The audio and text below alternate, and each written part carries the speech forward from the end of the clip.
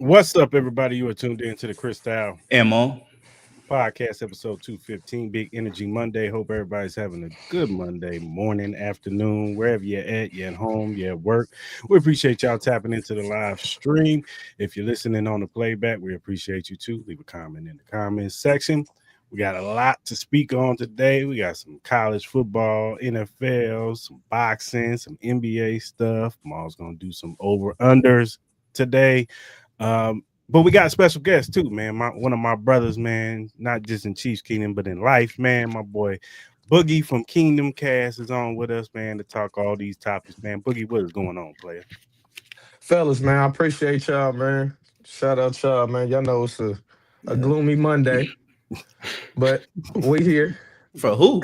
Y'all? It's a beautiful For day for us. me. It's a Yeah. beautiful day, man. It's a beautiful day, man. You know, another rotation around this earth, man. It's great. Maul, how you feeling, sir? How you doing? Man, I'm feeling good, man. I can't complain, man. You know what I mean? I'm excited to talk about everything, man. Excited to have our brother Boogie on, man. So should be cracking. All right, man. Let's get into it, man. Let's kick it off with some college football, man.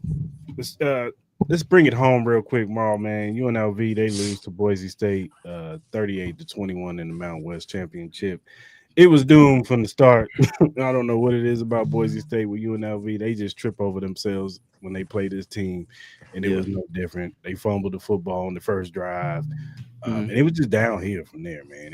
They couldn't get out their own way. Even when they were starting to get momentum, they just couldn't get out their own way. Too many mistakes and misplays, drop passes, it was just all bad, man. And shout out to Boise, but hopefully with this recruiting class, they can get this defense fixed. I know they're going to be in the I think it's called the Frisco Bowl. They're going against Ohio in the Frisco Bowl, so hopefully they can end their season off on a good note. But they got to make some changes on this defense and get some more playmakers on this defense. You know what I'm saying? They still got the core with Thomas and Calandra at quarterback, but they still need to get in. I like some of the receivers that we got, but we definitely need to get some defense on the defensive side for sure. Yeah, like honestly, like look, I'm not gonna sit here and disrespect the year that UNLV had. It was a great year, but it gets to a point with this fan base. Like we got to start winning these games, man. We got to start beating Boise State. Like we're getting belt to ass, man, every single time, and it gets annoying. You know what I mean? We started out the game, the drive was looking really good, and then my man wanted to fumble the ball. I get he was trying to fight for the extra yardage, but it gets to a point, man, you got to start being smart. And I think we get in over our heads sometimes. You know what I mean? I think we kind of like feel like we have to be perfect in every aspect to try to win these games, when it's just like go out there and play, have fun. And it just seemed like they seem so tense to the point where it's just like they're making mental mistakes that we didn't do all year. We saw with last year. So a great year, but next year it's the time, man. We got to be able to beat this team, man. Boise State, they're in the transition as well. We all know what kind of program that they got, but this needs to be our conference, man. We need to start establishing it, and then luckily enough that Dan Mullen's going to stay like another year. We don't have that kind of affordability with head coaches like that. Usually they're just kind of like, if they have a great year, they're gone because they get snatched up with the bread. But we actually have the opportunity where we actually get to keep Dan Mullen, and he actually gets to build a culture longer than a year. So next year, there's going to be high expectations with this UNLV program for us to win this conference, man. I think it needs to start with that and end with that. And there's no more excuses at all. No. But congratulations to a great year, though. They had a great year, though. Yeah, for sure, man. Double-digit wins this year. If they win their bowl game, it will be 11-3. So, yeah, that's a good year. Dan Mullins, we all know what Dan Mullins represents, man. He going to bring the recruit. So, like I said, he had for the first time in history, he had the best recruiting class in the Mountain West. So, that's a building block right there. You know what I'm saying? So, but shout out to Boise State, kicking our ass again. Man. All right, man. Let's take it to Texas Tech versus BYU. Man, I kind of called this. I knew Texas Tech was going to beat the hell out of BYU. This team, Texas Tech, is good, man. From top to bottom, they got a squad, man. That defense is really good. That defensive line, David Bailey, he's going to be a top 20 pick. You know what I'm saying? They got the best set of linebackers in Their the nation. linebackers are good, but the I don't think it's Rodriguez close. kid, the other kid, what's his name? I forgot Ben my man's name. Roberts, the dude Yeah, that he had had that. two He had that one interceptions. handed. Yeah, Yeah, he was killing it. yeah, he was balling, man. They were just too much for BYU, man. It was Mhm. just, it was close in the beginning, and then they just pulled away, and I Yeah. kind of called it this way. I thought it would be a little bit. I thought what's the name put up a little bit more fight, but you know what I'm saying. I pretty much figured that Texas Tech was going to be able to just run them and drag them up and down the field. So shout out to Texas Tech, man. You know what I'm saying. They're one of the they're a dark horse team. You definitely got to look out for Texas Tech in these playoffs. Oh yeah, I think that defense alone, man, is definitely. I made the conversation. I think they could easily be up there with Ohio State as far as having one of the best defenses in the nation. You can even have the conversation with Georgia right now, kind of like the way they've been playing these last couple of weeks. But I think Texas Tech has a great opportunity. Obviously, it all depends on the matchups and how everything kind of plays out with the playoffs. But you know what I mean? With that offense, they do have a high octane offense. That defense, we see what they can do. I think they could go toe-to-toe with anybody. So I'm really excited to see what kind of capabilities they have going up against these bigger programs, man. They're going to have that opportunity for sure. Yeah, for sure. And then you had the big SEC matchup, Georgia versus Alabama. Georgia ended up beating them 28-7. This game wasn't really close. Georgia pretty much did what they wanted with Alabama. They just couldn't get nothing going. And hey man, shout out to Georgia, man. They, I know they lost to them in the regular season, but they avenged their loss. Both teams are still in the playoffs, but you know what I'm saying? We'll talk about the playoffs in a minute. But hey man, Georgia, you gotta watch out for them, man. They're definitely one of the favorites in this playoffs for sure. Yeah, Georgia is always going to be like that, but we need to start having a real conversation about Bama. Bama's look like hot ass these last 3-4 weeks. You know what I mean? Like, let's be real. Like, they don't even look like. I know there's been all this conversation. They beat Georgia. They did this, they did that, but they did have 3 losses. And I get it. You don't want to punish anybody for making it to a championship game, but at the same time, you shouldn't look that bad in a championship game. You know what I mean? This is a very familiar opponent. You know what I mean? You dominated them in Georgia and you come back with that kind of effort. Like, I think it spells bad news for them going into that Oklahoma game, which I think Oklahoma is kind of rising. I think Mater, I know we're going to talk about it here in a little bit, but with that squad, I think Mater, coming back from that injury, he's been getting a little bit better as the week's been going on. So I think that's something that Alabama fans need to worry about going in. But congratulations to Georgia. We all know what kind of program that is, man. They're kind of taking over the SEC as far as like the dominance that Alabama used to have. So we know what's up. Yeah, for sure. And then the game of the week, Indiana, number 2 Indiana versus number 1 Ohio State. Everybody was quarterback. we was looking forward to this matchup, Big Ten championship matchup, and it was a defensive struggle for most of the game. Until the third quarter, finally Indiana got a big play down the field and scored.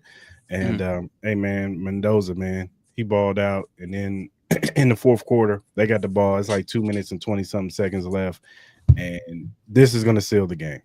And if they don't get this, they get the ball back to Ohio State, and Ohio State could very well go down the field and tie it, or win the game.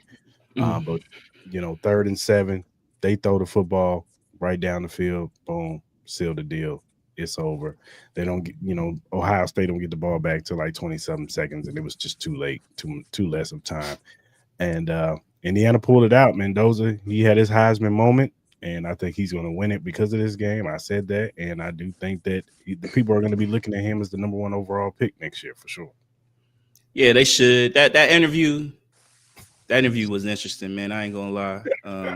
That didn't give me Kirk Cousins vibes. It didn't give me Raider-esque vibes, but look, man, I'll take it. I guess we got to start swinging for the fences at this point. We got to start drafting quarterbacks every year until we hit the mark at this point, especially with all the talent that's in our division. So, look, man, this is the game I kind of expected. This was a great defensive battle game that was going to be rough and tough. But I'm gonna be honest with you. I came out impressed with both quarterbacks. I was impressed with Sane. I was impressed with Mendoza.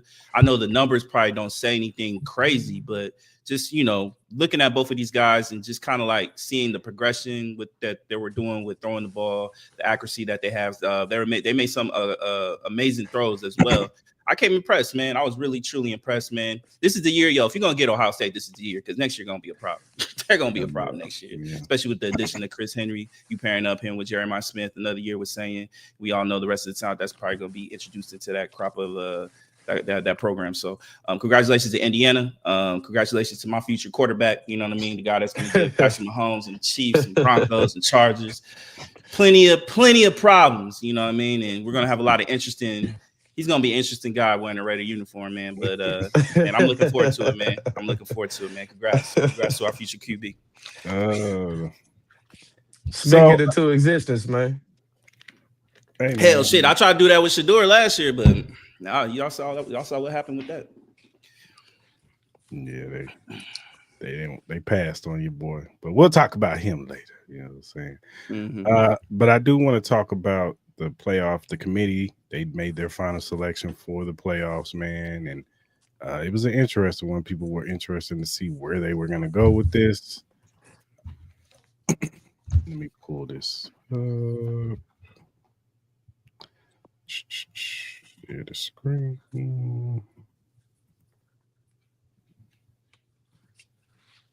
And there you go. So there you go, people. Indiana, they moved to the number 1 slot. Ohio State drops down to number 2. Georgia's number 3. Texas Tech is number 4. They will get the bye week, so they automatically go to the quarterfinals. But then you have number 5, Oregon, going against James Madison. They're number 12. You got Oklahoma versus Alabama. They're 8-9. You got Ole Miss versus Tulane. They're 6-11. They're 6-11. And then Texas A&M versus Miami. They are 7-10. Mal, how you feeling about this bracket, man? Did they get it right? I think they got it right. Obviously, there's been a lot of conversation with Miami and Notre Dame and kind of the misperception of the last couple polls. But let's call a spade, man. They looked very identical as far as strength of schedule, all that stuff. Miami beat them head up. I don't care how Notre Dame looks now. Me and Chris agreed, man. I think the correct move was to put Miami in that position. I think it would have been a disservice to put Notre Dame in over Miami, because then you kind of taking away the on-field competition. You know what I mean? So what's the point of even playing these games if the head-to-head ain't gonna matter no much? I think that should be one of the stronger positions in putting these teams in place. And as far as with Notre Dame, look, man, they don't look really too good at all right now. I think they look pathetic, me personally, because you took yourself out of a bowl game. I don't want to hear anything about the conversations that we're disappointed. We felt like this. You had the opportunity. You need to join. You need to join the conference if that's the case. You have the opportunity to join the conference. Go ahead, bud. My question with that, because I really don't know, did they not want to do that because they didn't get selected in the playoffs? They basically trying to be petty and say, well, we're not doing no bowl games. Is that what? Pretty much, yeah. So all right, I didn't get my way, so I'm gonna take my ball and go home type shit. That's pretty much what it is. What it is. I don't know how else you can describe that. Maybe Chris might have a different opinion, but that's just how I look at it. You have an opportunity to play one more game to establish, we're not gonna quit. There's been other teams. You had Florida State a couple years ago when they lost Jordan Travis. They were undefeated. They had more of a right to be in a tournament or whatever the case may be, more than Notre Dame. You lost 2 games. You lost your 2 biggest games of the year. You beat USC in your home space, which it wasn't even a dominant performance. If we flip-flop those home fields, I clearly think USC wins that game. It wasn't like they drubbed them by 30. So, what does Notre Dame have to stand on? You have the opportunity to join a conference. You're the only team that doesn't have a conference, and that was one of the reasons why you're not in this playoff. And then on top of that, you have a provision that you guys made for next year, for the next 6 years, where if you're just in the top 12, you're in the playoff. So what are we crying for? You get all these extra shit that a lot of these other programs don't get. So you mean to tell me if as long as you're top 12, you automatically get a bid for this playoff tournament. I think that's bullshit. Like every other team has to go through a conference championship. You know, they have to play top level teams, while Notre Dame can sit here and sit back, pick the teams that they want to play. You know, you might play a couple great teams, but you end up losing those games anyway. And then you're still going to get in due to a technicality because you're at least 12.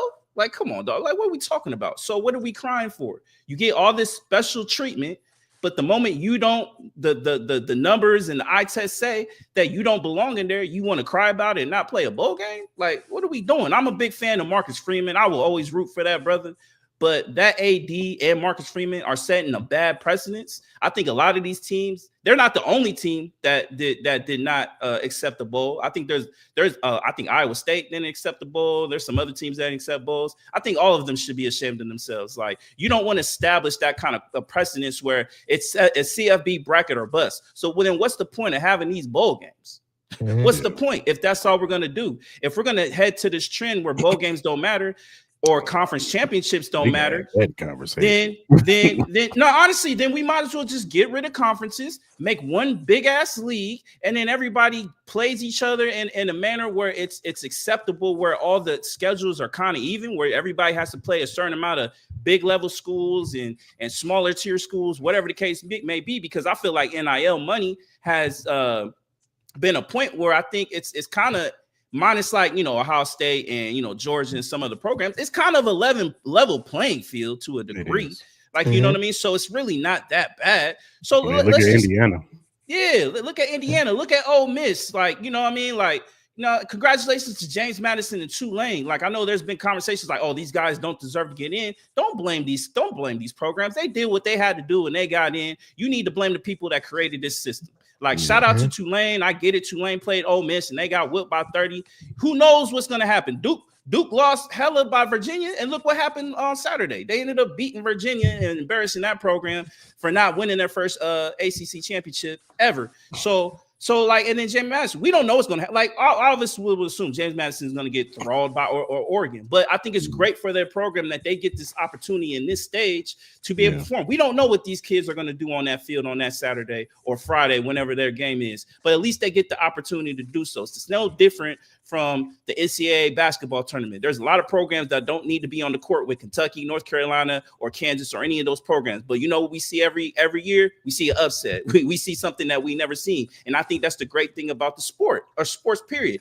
You don't know, those Goliath and David matchups are some of the best matchups that we get. It's some of the biggest memories that we have. You know what I mean? And they have the opportunity to create a memory that can last a lifetime. If JMU beats Oregon in a couple weeks, that would be the biggest win in their program. They don't care about the quarterfinals. Like, they'll be cool with just that. So you can't tell me this doesn't matter. And I don't care about the optics. I don't care about TV ratings and all that. People are going to still tune into these fucking goddamn games. I don't care about that shit. But I don't want to hear Notre Dame crying. I don't hear any of these other programs crying, because you guys get a lot laid to your feet that gives you the opportunity to get into these brackets. And if your team can't win, I don't want to hear nothing at all. So that's kind of my view on it. No, I pretty much agree with you, man. I don't know why Notre Dame is crying, man. Like, y'all lost some big games this year. Y'all lost to Miami. You lost to Texas A&M, I think, this year. And then you beat a bunch of cupcakes outside of USC. You know what I'm saying? And join the ACC. You would have been in the ACC championship game, and you would have won. You would be in the tournament. So what's the problem? Yeah. Like, that's the downfall of Notre Dame being an independent, man. Like, go join the Big Ten. Like Maul said, join the ACC. Hell, join the Big 12. They don't need to do that no more. What do you think about that provision where all they got to be is top 12 for the next 6 years, and they automatically get in? I think that's stupid. Like, that's dumb. How'd they get that worked out, though? They all for some reason, all the other people and all the commissioners and all the different conferences, they all signed off and agreed that Notre Dame is, if you get in the top 12, you will automatically be placed in the tournament. So if it were to happen this year, then Miami would have been out. Oh, got you. So the provision is it starts next year. It starts next year, but if it was this year, Miami would have been automatically out. So then you set the precedence. Then what's the point of playing? What's the point of playing on the field then?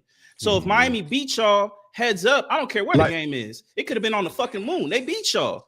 They beat y'all by 3. But then, like you said, with the provision, if this year, Miami beat Notre Dame, if that provision would have been in, Notre Dame still would have got in. Miami wouldn't have been in, and they beat them. Yes, yeah, that's what would happen. That's what happened. That's crazy. That's what we're heading towards too. So, like, what are we doing? Crazy. At the end of the day, it's getting to the point where I'm starting to be on the side of just expand the fucking goddamn playoffs. Then just do what the Big Ten and what they were kind of talking about. Expand it to a 24-team playoff. Just do that because that's what we're leaning towards too. And look, it sounds ridiculous. It's stupid as hell because like it happens every year. Like we started out at 4. People at 6 and 5, 6 and 7 were complaining. All right, so we'll go to 8. People at 9, 10, 11 are going to complain. All right, we go to 12. 13, 14, 15 are going to complain that they should get in. We go to 24. You know what's going to happen? 25, 26, 27 are going to fucking complain. You cannot please everybody. You cannot please everybody. If you want to have a conversation about finding ways for JMU and Tulane, like I get it that maybe they don't need to be on the field, but I respect it. I'm not mad at these programs. Like I'm with this kind of story. Fix that. Fix the ACC shit. Why is Duke in a goddamn ACC championship with 5 losses when you got a 2-loss Miami team sitting right there? Why is that the case? It should have been Miami versus Virginia. And if that was the case, we wouldn't have this problem. Miami would have been in. Notre Dame would have been in. You would have had your JMU and Tulane. They would probably still complain about that, but who cares? Cry me a fucking river. You had the opportunity. And none of this would be a conversation. So honestly, it kind of starts with the ACC. And then now there's like rumblings about Notre Dame's pissed off at the ACC because they were riding with Miami and they were showing the Miami Notre Dame game on the SEC network multiple times. So now Notre Dame doesn't want to fuck with the ACC, but they got a contract with the ACC. So eventually that relationship's going to end. So what are we doing? What are we doing? So Notre Dame, where are you going to go? Are you going to put your big boy pants on and honestly do what you need to do and join the Big Ten? Because that's where you need to go. But you're too scared to play Ohio State. You're too scared to play Michigan. You're too scared to play USC and Penn State and all these big time programs. That's why you want to sit there and sit back like, oh, we're this program and we have our own television network on NBC. No one gives a fuck about y'all on NBC. No one cares. When Alabama and Georgia's on, Notre Dame USC's on, you know who's watching more? Everybody's going to the Georgia-Bama game. So that NBC shit don't mean shit to me. Obviously, you know what I mean? So what are we doing? Yeah, it's always gonna be a mess with this college football, and the committee don't make it no better. Nah. Some of the way they be picking even before the final bracket. They did this too by putting Notre Dame over Miami before this final bracket, so they added to that and allowing Notre Dame to feel like, oh, we gonna get in because we know the reality of that shit. They didn't want to put Miami in. They did not. They wanted Notre Dame in because of the fan base and the notoriety that program has and the money that would have brought into this college football bracket. We all know the story. Even though Miami, I think, has a really solid fan base. You know what I mean? I think they have a cool fan base. It's not as big as Notre Dame. We all know that. But you cannot sit here and look at these teams and say that on the field results don't matter. You cannot do that. You cannot sit here and feed us this lie that we had to wait till the last week of everything finishing off to finally put Miami over Notre Dame. I understand Notre Dame's anger. I get it. You put this perception, you put this carrot in front of my face, assuming that I was going to be above Miami. But Notre Dame can't be fucking fools. You are a top knowledgeable program that takes a 4.5 to even get into your school, and you couldn't even do 1+1 with your own results. So why are you mad? You lost to these people, so why are you mad? These are the people that are running our college education systems, and they can't even run a college football playoff. What does that say? What does that say? These are the heads of top-tier college institutions, and you can't even run a singular easy college football tournament. What does that say about the politics and the health and the direction that colleges are going? This is ridiculous. This is stupid. This is ABC shit. Me, Boogie, and Chris can create a better system than what the fuck they got now. That is the honest capabilities. We all can individually do it ourselves, but you have these guys in these prominent positions that run these colleges that can't even do this shit. You can't even rank people correctly. You can't put the correct teams in. You always got to kind of push it more, and try to give a sticker to everybody and get everybody. That's not reality, man. Mm-hmm. Everybody's always gonna be mad. So what are we doing? Yeah, man. Yeah, it's gonna be crazy. But outside of that, how you thinking of these matchups, man? Look, respect to JMU. Congrats. I think it's great for their program. They're getting dogged by Oregon. Let's call it a spade. I think Alabama, Oklahoma, I think it's an interesting matchup, but Alabama has looked like dog shit, and Oklahoma beat them last time. So what are we talking about? I think it's going to be kind of the same result. Tulane, Ole Miss, I think it could be interesting. I think it might be a little bit closer, especially with Lane Kiffin gone. I'm kind of curious to see how that football team looks without Lane Kiffin, especially on that offensive side. I think their defense is gettable. I don't think they have like one of the best defenses in the nation. I think it's very gettable. We'll see what Tulane can do. And then obviously, they still got their head coach, and he's going to be our new head coach over at Florida. So we'll see how that goes. And then I think the game of all of them is Miami versus Texas A&M. I think Miami can go into Texas A&M and win that game. But it comes down to Carson Beck. Can he be that guy that everybody thinks he can be? So we'll see. I have my reservations on that. I like Texas A&M in that game, but I think Miami can upset Texas A&M in College Station. Yeah, I'm with you with James Madison and Oregon. I think that's going to be a drumming. But I do like the Oregon-Texas Tech matchup in the next round. Yeah. Oklahoma and Alabama, to me, they're identical teams to me. Like I don't think neither one has looked particularly great, especially on the offensive side. I don't think they look particularly great. So that's a 50-50 game. Whoever wins, I trust Mater more than Ty. I do. I just trust Mater more than Ty. That's just my. I hear you. It's just, and home field. Both teams gonna lose to Indiana, so it don't even. Yeah, that's true. Yeah, that's true. The Ole Miss Tulane, it could be interesting, but they do still have that offensive coordinator. I know he's not Lane, but he was there. So he knows that team. It's not like it's a big drop off. It's a drop off because it's Lane, not Lane Kiffin. But I expect Ole Miss to win that game. Yeah. And if the Texas A&M that's been playing most of this season shows up, this might not even be close. It might not be. I think Miami has a shot, though. They do. I think they have a shot. I mean, they got some players. I like the Malachi Tony kid. I like CJ Daniels. They got some players. It's just Texas A&M when they own. Yeah, but we seen them when they're off. That they have the opportunity to be off. It's all about Marcel Reed. We saw it with Texas. So it's all about Marcel Reed. Yeah, it is. It's all about Marcel. So, but it should be interesting. We can give our predictions maybe on Wednesday who we think gonna win it all. Nah, yeah. All right, let's get Boogie in this thing, man. Come on, man. Yeah. That's next, man. We about to get in some NBA. You got some NBA topics, man? Yeah, man. I got a couple NBA topics, man. Let me break up my list. So all right, man. So Warriors, man. They I feel like they're doing Jonathan Kuminga dirty, man. He got another DNP his last game. My question to you is, man, should the Warriors just free my man, trade him, and get this whole situation over with? You said, who'd you say again, Mom? I didn't hear Jonathan Kuminga. Jonathan Kuminga. Yeah, he got another DNP. So I know like there was a lot of conversations with him over the offseason about him getting traded. They didn't want to do it. They finally gave him, he finally signed I think a 1-year deal or whatever he did. But he's still getting DNPs, even with Steph out, Jimmy Butler in and out of the lineup. Is it time to just free my man and trade him and get the best assets for him and just kind of move on with the situation? Yes. It was time last year. Yeah. Like what we doing with that? Mm-hmm. Warriors need to get younger. They won't pay the young stud that they got. Trade them. You could have did that in the offseason and got more. You could have traded him last season, not all season, and got a little bit more for him. Yeah. Now, with everybody seeing how you treating him, we know you want to trade him. You didn't muddy his trade value. You're not really getting nothing for him now. But wouldn't it just be better to move on than to have that toxic type of mentality and stuff in the locker room? Yeah. To me, it would. Yeah. And Warriors not no contenders right now.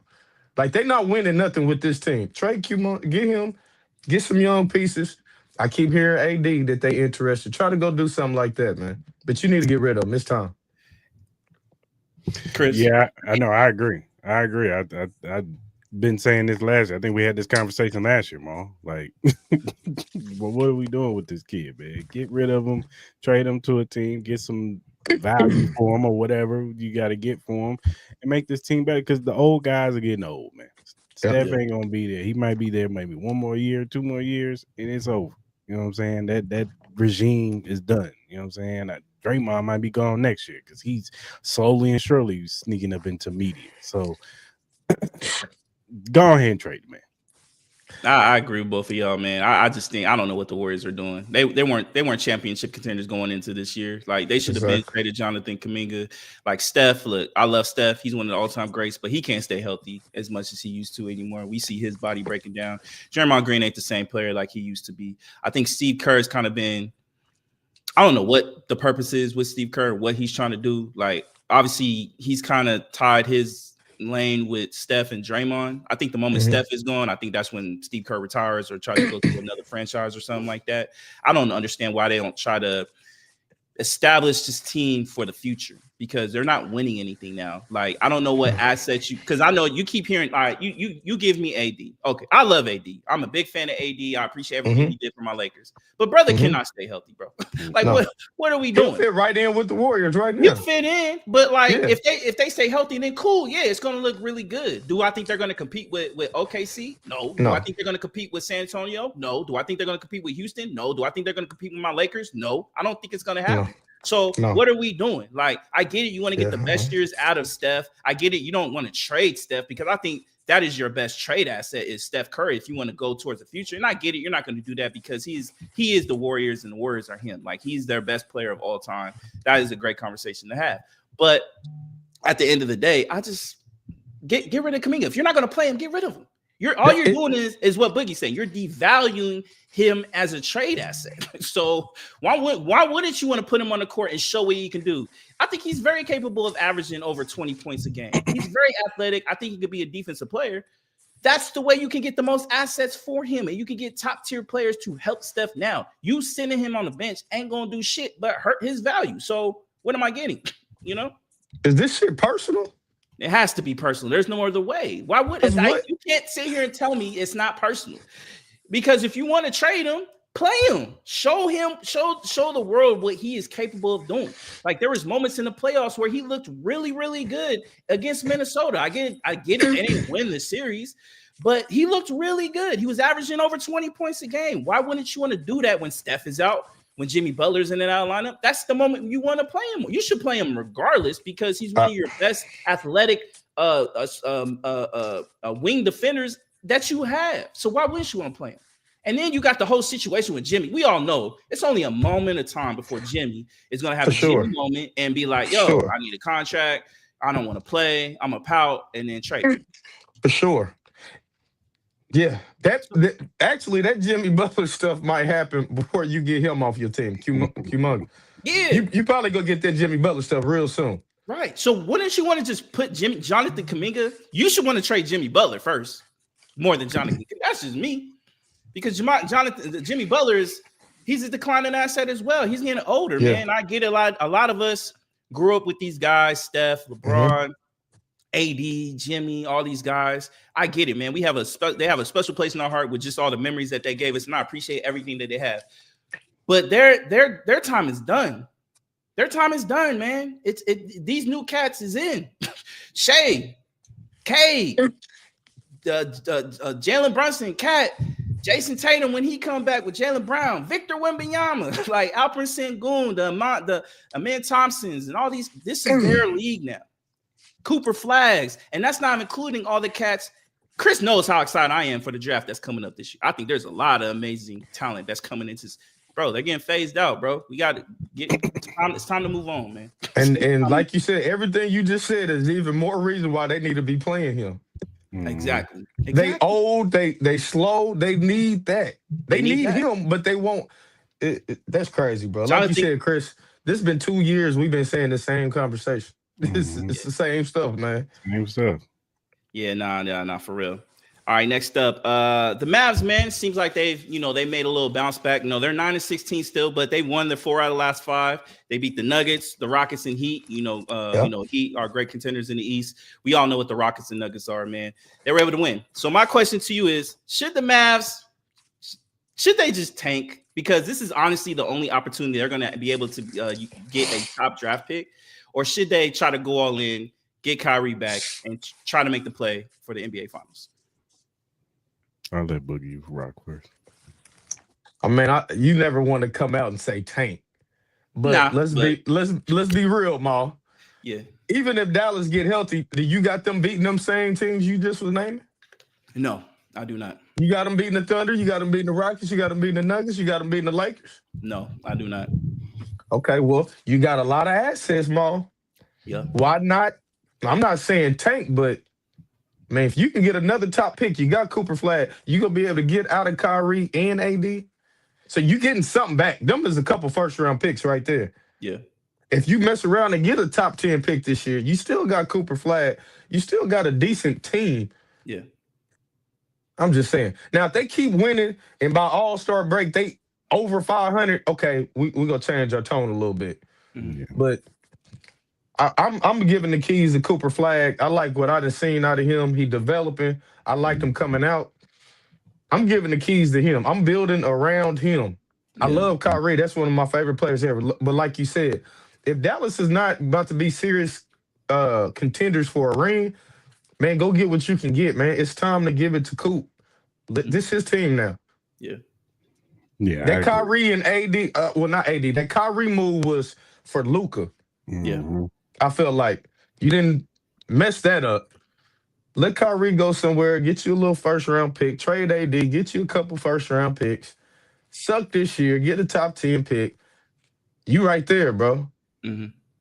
That's what I say. No, I agree. I think that, let Cooper Flag keep cooking, but yeah, get some for AD, get some for Kyrie, and build around the young kid, man. And allow him to continue to develop. Let him put up points. Keep the fan base excited for the future. Mm-hmm. But you know what I'm saying? Y'all know y'all not going anywhere. The fan base should understand they're not going anywhere. But they still got a future with the young with Cooper Flag. You know what I'm saying? And like Boogie said, and like Maul said, there's a great draft coming up. You know what I'm saying? So you get another young player with him, man, sky's the limit for this down. Now we talking like Dallas is back. You know what I'm saying? In a couple more years, now Dallas is a contender again because now you got your number 1 star in Cooper Flag and whoever the number 2 is. And maybe you get some young, some other veterans to come in there to kind of help out and structure out the locker room. But outside of that, yeah, man, trade them 2 away, AD and Kyrie, and build around Cooper Flag, man. Nah, I think they need to trade everybody not named Cooper Flag. Yeah. Trade Max Christie, trade Derek Lively, trade PJ Washington, trade everybody because they need to go to the fountain of youth. This team ain't winning nothing. And they're not. They're not. I think at the end of the day, this is your only opportunity to get a first round talent. You don't control your draft for the next 4 or 5 years.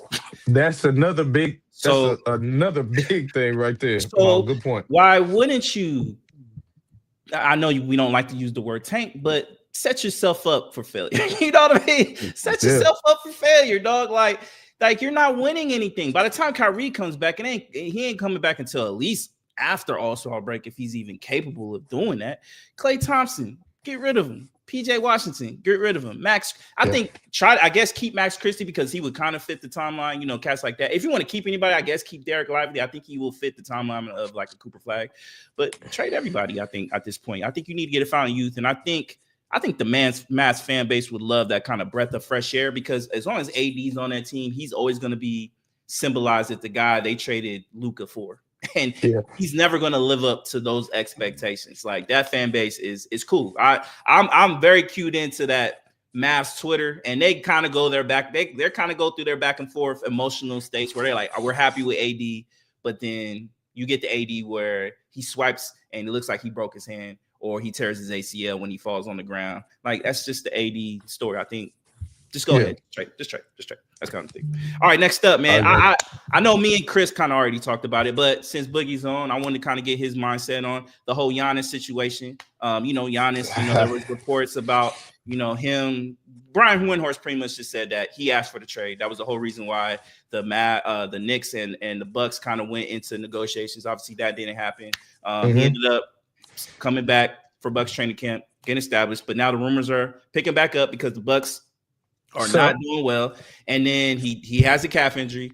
Obviously, I feel like it's a setup for him not playing and gearing him up to get traded. In the next, he got a what? Paul, say that again. He got a calf strain. That's what happened. That's what they say. That's what he said. Right. Okay. Look. Hey, I'm just going by what they saying, man. I got my own thoughts, but I'm gonna leave it at that. So what is your overall opinion about Giannis, the whole situation, and where could you possibly see him getting traded? What are some of your teams that you would like to see him get traded to? My thing with the Giannis thing is you could have just did this in the offseason. It's the same thing I said with Q. You knew the Bucks team after that happened with Dame, after they signed Miles Turner, after they kept Doc. You knew this team was not competing. You knew there's no way this Bucks team with the moves they made was going to compete for a championship this year. I think when they lost to Washington, he said, "Yeah, I'm good on this shit, man. Now let me delete everything off my socials. Let me put a little pressure on y'all. We're losing the Wizards. It's time to put some pressure on you." So I think it's time, bro. He didn't gave Milwaukee. He didn't gave them a ring. He didn't did what he was supposed to do there. I know everybody want to be Tim Duncan and Steph Curry, but that's not realistic. If he want to keep winning, he got to get away from Doc Rivers and the Bucks. That Knicks team, I think the Knicks could work. That's a big market for him. I don't want this to happen. I could see the Rockets. I don't want that to happen, and I don't think it can happen. But I would like him to go. He got to definitely go. I'm be honest. I think he would be good with the Spurs. I like that. God, I don't want to see that happen. But he would. I don't want to see it either. But I think him and Wemby on the same team. Yeah. And when we're looking at it, Milwaukee can get something back. You can go get Fox. I'm not saying that's Giannis, but that's at least a decent piece for Milwaukee. I think the Knicks got a great package. Pause. I think they got a good one. I think those would probably be my 2 or 3 teams right there. Knicks. I would throw the Hawks in there too. I think they could do a great package too. I think they could do a great package. But if I'm Giannis, do I want to go to Atlanta? Nah, he married. Yeah, he don't want to. He don't be. Yeah, nah. I don't think Atlanta is a team that, if I'm Giannis, I'm signing up for. I love Trae Young probably more than most people. I don't like how they try to group him in with the LaMelos and Ja Morants. I think Trae actually produces at a good level, but if I'm Giannis, I'm not signing up going to that, bro. If I'm leaving Milwaukee, where my family is and all this, I'm going somewhere I know I can win. Mm-hmm. Your Lakers, well, I guess they wouldn't have no way to get them. Unless you want to get rid of Austin Reeves. We had to get rid of Austin Reeves, or maybe it's a situation where we can filter LeBron where he wants to go type of situation. If y'all do that, I would like Giannis playing with Luka. I think that could work too as a dark horse. I tell you what, though, if he did go to the Lakers, I'm probably going to be about done with the NBA. Because the Lakers, they just letting Lakers get everybody. They better not let him go to the Lakers. Mean? They better not let him go to the Lakers. Dallas called us. We ain't called him. Man. He called. We sitting there chilling at the barbecue. Homie called us up with the plug. I'm like, what? I'm still pissed at that trade. Still pissed at that. I get it, but hey, man, shit, hey. But I think those would be the teams if I'm. That's where I would go. Do you think he gets traded by the deadline, or you think it goes into the next offseason? I think it's going to probably go into the next offseason. I don't know if they really want to commit to trading him halfway through the season. And I just think if you wait to the offseason, we just named 3 teams. If I wait in the offseason, it's like this. People can position. I can say, if Chris know that I'm trying to trade next offseason, he can go make a couple moves and get a couple extra first-round picks for me. Yeah, that's true. That's true. So, and then you can still say, well, if I'm Milwaukee, we're going to try to make a little small move and go get this player to try to still compete this year, to try to please him, to make him happy just for this year, even though it's going to just be putting a Band-Aid on a slit throat. But still, Yeah. That's what I would do. If I'm Milwaukee, I'm waiting till the offseason. I'm going to get the biggest haul I could possibly get. Because you not making the playoffs or doing shit for a long time. No. You need to come back with something. Mm-hmm. No, that's So true. That's true. Chris, I know you kind of made your thoughts, but no, like I said before, I think that it's time to cut ties, man. It's time to let the brother go. I don't know. Like I said, I don't know about the trade deadline, but definitely I hear Boogie in the offseason, you get more options. You know what I'm saying? You got more players to talk, more teams to talk to, and you can make better deals and better assessments, especially with the draft coming up and all that stuff. You can, all right, we could replace Giannis with this and get this going in. You know what I'm saying? So I would say wait till the offseason. I mean, it would make for good TV for the trade deadline, but for sure, it make good TV and good topics on the show, but I don't see it happening. I don't see it happen. Unless the Knicks just say, fuck it. You know what I'm saying? Like, we trying to win the championship. We going all in. Hey, man, we'll give you these 3 players for Giannis right now. I was just finna say, my question to y'all be to piggyback out there. What is the best who do you think is giving them the best package right now? And what is the Knicks package? If you think it's the Knicks, what is that package? If it's the Knicks, I think it's a package around Karl-Anthony Towns. I think that'll be the main guy. But KG, let me get your opinion on this, and I'll answer the rest of this. KG kind of made a point where he thinks that the Knicks should trade Jalen Brunson for Giannis Antetokounmpo because he thinks Giannis would be a better fit with Karl-Anthony Towns than Jalen Brunson. What's your thoughts with that? I understand that, and I'm not saying that's not wrong, but no. I'm keeping Brunson. Brunson go get me 20. Brunson go give me 30 points in the perimeter. Yeah, he clutch. He's clutch. Yeah, he has too many big shots. Yeah. Kat is. We know he got talent. We've been talking about Kat got talent for 10 years, but we're not talking about that. I don't think Kat is gonna be that player that's gonna get me over the hump to win a championship. I think Giannis can. I think Brunson can. Yeah. Kat. No, I feel you. Even though I think Kat, he performed well in against the Pacers. He performed. He had some good games against the Pacers. But sure. I agree with you. I understand the mythology of you wanting to pair Giannis with Karl-Anthony Towns. I understand because Jalen Brunson is such a ball dominant, heavy guard, and so is Giannis to a degree. But I would love to have those 2 clutch guys. I think Giannis is clutch. I think Jalen Brunson is clutch. You got those 2 guys. I think you're heading towards the correct direction. As far as like who has the best trade asset, we all know who has the best trades. It'll be the Oklahoma City Thunder. That would be the person who has the most assets. They got it all, baby. Bro, we're not doing that. I don't want that to happen. I'm a big Shea. Shea's like my favorite player next to K. But let's be honest. The Oklahoma City Thunder have 4 first-round picks. They potentially could have 3 in the top 15. They potentially got 3 in the top 15.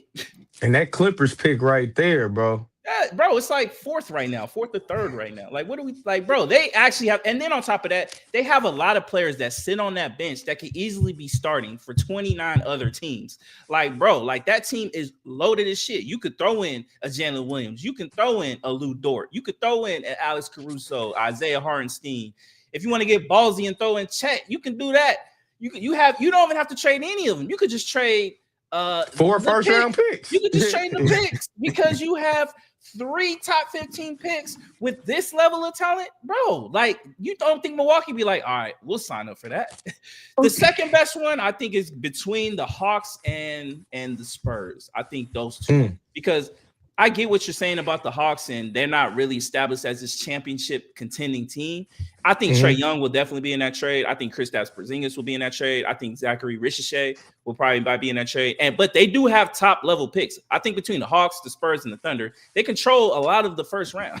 They really do. So I think those will be the kind of the 3 guys. I don't think OKC will do it because I just think they're just in a position that we have not seen since probably like the early years when it was like the Celtics and Lakers and situation like that, like in the 80s. So I don't see that happening because they potentially could have Cameron Boozer on their squad next year.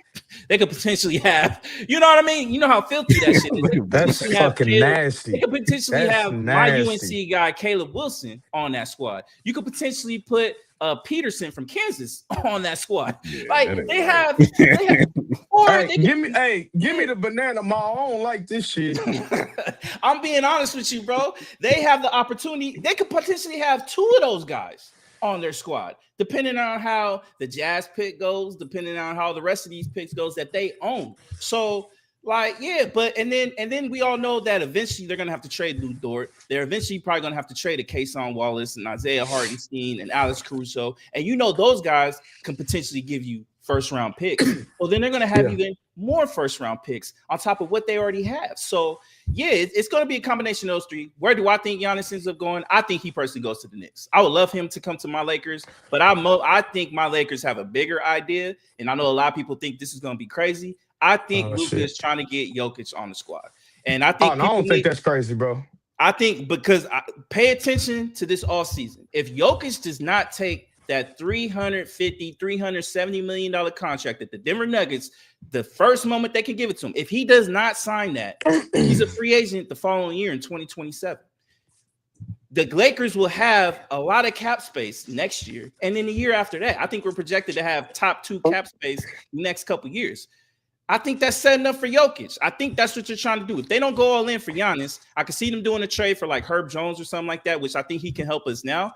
And I don't think you have to trade a lot of asset for them, because I think that's another conversation that a lot of people don't want to have, is that with this new CBA, I don't think you're going to see a lot of 4 first-round picks flying, because I don't think teams feel comfortable like that. I think you'll see 2, maybe 3 at tops. So then you got to think, all right, so if Giannis isn't going to get the Rudy Gobert kind of deal, and you only see like 2 or 3, hell, we only saw Luka get 1. So, and I know that was kind of a special circumstance because that wasn't kind of like a bidding war, but you got to look. All right, so if look at KD too, Mal. KD didn't get a lot for his trade. He didn't get a lot for KD. So you got to look at that. So if Giannis is only worth, let's say, 2 or 3 first-round picks, what do you think Herb Jones for? He worth a second. I like Herb Jones, but he would have. A couple years ago, he might be 1 to 2. He might even be 3 first-round picks. He might have been Mikal Bridges 2 or 3. But nah, you're looking at maybe a first-round pick, maybe a pick swap, maybe a second-round pick, maybe just a player. So that benefits the Lakers. Now, obviously, I think Herb Jones will be in a bidding war, so we'll see how high that bidding war can get. But I think the Lakers have the capabilities of doing that, because I think a couple years ago, our first-round picks that we did have was a lot more attractable. But with Luka Doncic on the team, they're not going to be high first-round picks. They're going to be low first-round picks. You're looking at maybe the 20s and below instead of 1 through 15. You know what I mean? So I think that's a little thing to juggle with. But look, man, I think Giannis is going to Knicks. That's just me. I think that's where he wants to go. I think it's the easier trip for him to go back home to Greece where his family is. I just think it makes all the sense in the world. I think that's the team he wanted to go to, and I think that's the team he'll end up being on. I will say one more thing on this Giannis team. One more team. Wild card is the Brooklyn Nets. I could see that too. Still New York. They got a lot of assets. They got a lot of foreign players. I could see them gearing up to get him too. I could see that. I don't think Giannis would go. If you're going to go to New York, just go be a Knick. I think that was the same problem with Kyrie and fucking KD. They should just be. It's the same thing with the Clippers, bro. You're not competing with the Lakers. Brooklyn is not competing with the Knicks. You should have just went there. I think a team that if I had to throw a sleeper out there for Giannis, I don't know if he'll do it. I think it's the Orlando Magic. I think they should try. I like that Orlando Magic squad. I think you pair him up. You can throw in a Franz Wagner. You could throw in a Jalen Suggs. Like, obviously, you'll need a point guard to fill in that spot. But if you pair him with Paolo Banchero, even if you want to get froggy, because there's been conversations with Paolo Banchero and the head coach have not been getting along. So there have been little rumors that they could potentially make. I think it'll be sacrilegious for them to do that. But hell, if you want to throw in Paolo Banchero for Giannis Antetokounmpo because you don't think he fits well with Franz, and you would like that. Giannis is an upgrade to Paolo. I like Paolo, but he's an upgrade to Paolo. And I would say Paolo, I would think, would be the best player the Bucks could get. Yeah, he would be the best player. I think he better. I'd take him over Kat. I would 100% take Paolo over Kat. I think the Bucks would fly at that, and you throw me another first round pick, and then maybe the Bucks can throw them Kevin Porter Jr. to fill in their point guard position if you have to throw in the Jalen Suggs or something like that, or if you could just do a Paolo Banchero for Giannis and maybe another pick or something like that. I think that's the team to look out for. Now, I'm not familiar with their cap space and if they can do it or what the capabilities are. I just think it'll be interesting. I don't know if Giannis would want to go to Orlando, but I think it's an interesting topic. You put Giannis with with a Franz or Giannis with Apollo, and you still got Desmond Bain, you still got Jonathan Isaac, you still got Wendell Carter, you got Jalen Suggs. I think you got to be in fear of that team. And I don't want to hear about the Celtics. I know people still throw out the Celtics, but I don't want to hear that shit. I don't want to hear that. I don't want to see that either. I do not want to see him go to the Celtics. Okay, I was about to say I don't want to see it, but I can it happen? Yeah, I think it can happen, but I don't want to see that. Nah, I don't either. I agree with you. I think that's a situation. If that does happen, I think that's a situation where you see Jaylen Brown finally get traded away from the Celtics. Yeah, of course. I think that'll be the case. Yeah, but I could. I can see it. I don't want to see it, but I can see it. I'm with you on that. But if I'm the Bucks, I mean, you getting Jaylen Brown out of that. I mean, that's not bad. Yeah. You can get worse. Yeah, you get a first round pick or two in Jaylen Brown. Yeah, I'm all right. Yeah, Giannis is like years better than Jalen. I like Jalen, but he's not like years better than Jalen. But the Pablo Banchero, that you can really sell the fan base on. Like, hey man, he ain't Giannis, but he's not too far away. No, you could. He's a year in, year out all-star. He's a year in, year out all-star. He's youth.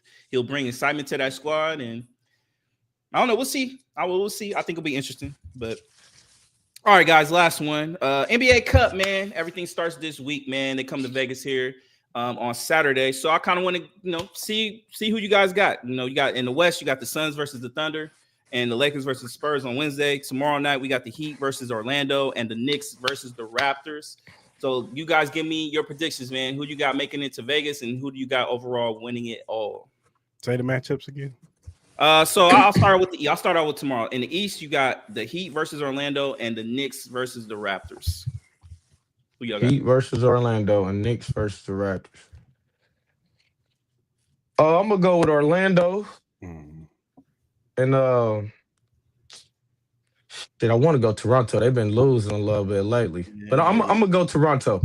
I like Brandon Ingram. I like B.I.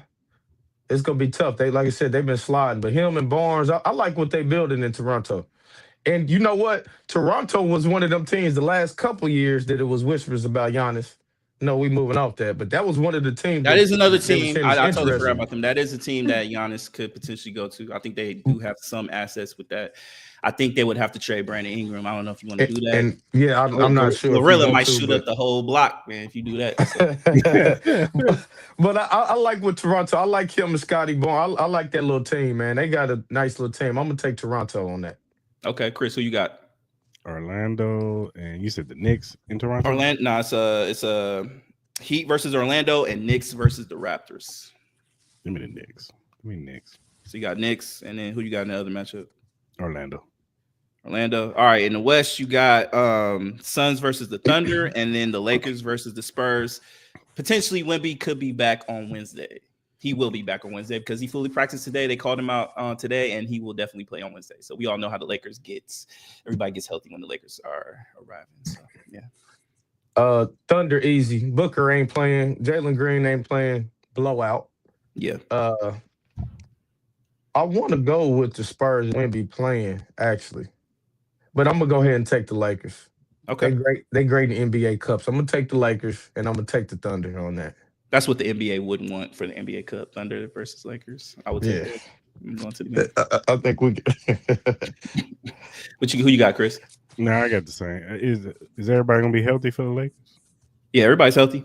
Okay. Mm-hmm. Yeah, I'll take the Lakers. Thunder versus Lakers. Okay. All right, man. So who y'all got making the championship game? Boogie, you got Orlando against the Raptors and Thunder versus Lakers. Who you got?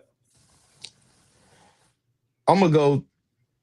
Okay, I'm gonna ride Thunder versus Raptors. Raptors. And I think Thunder will win that. But yeah, I got that. Oh, so you got Thunder winning it all? Yes. Okay. Chris, you got Knicks versus Orlando and Thunder versus Lakers. Who you got? And who you got winning? Give me Thunders and Knicks, man. Thunder and Knicks. All right. That'd be nice. Though. That'd be nice. I wouldn't be mad at it. And then who you got winning it all? Thunder. I got my Lakers, man. We gonna take it, baby. Of course, let's go, baby. We gonna take it, man. Hopefully they make it. I'm going to the game on Saturday, so hopefully I get to see my Lakers again. But I wouldn't be mad if Wemby I get to see Wemby play live, so that'd be dope. Yeah. All right, man. That's it. That's all I got for NBA. All right, for sure, man. Let's do a quick commercial break and we'll be back.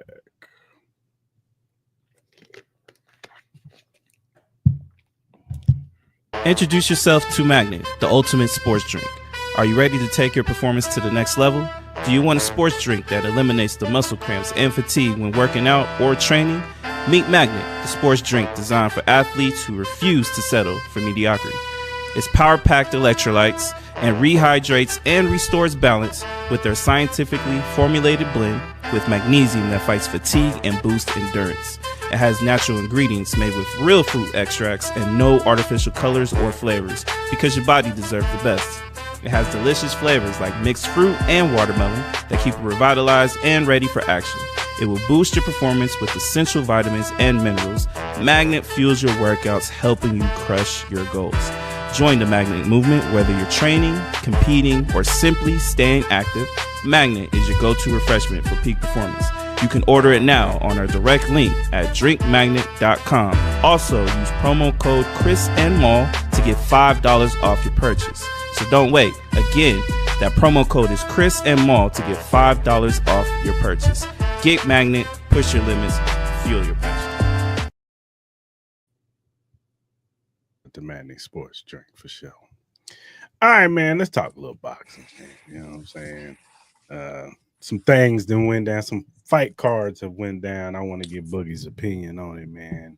A couple weeks ago, we had the David Benavidez card. You know what I'm saying, where you had Ben Rodriguez facing Fernando Martinez, Abdul Mason versus Sam Noakes, and of course Devin Haney versus Brian Norman Jr., David Benavidez versus Anthony Yardy. I just wanted to get your opinion. What was your whole overall feeling about that fight card, man?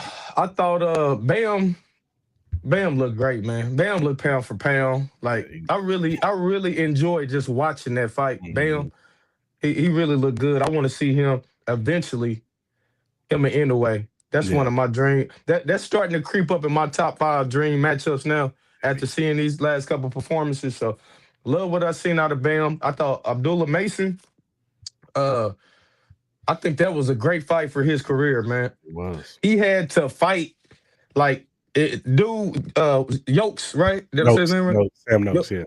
Hey, he brung it the whole fight. He got a fan out of me. I want to see him fight somebody else. Me too. Abdullah showed me that he still got a ways to go, but when that pressure get on him, he ain't he go run to it. So I seen some stuff out of Mason I still think he need to take his time. We don't need to rush him to go fight Shakur or rush him to fight.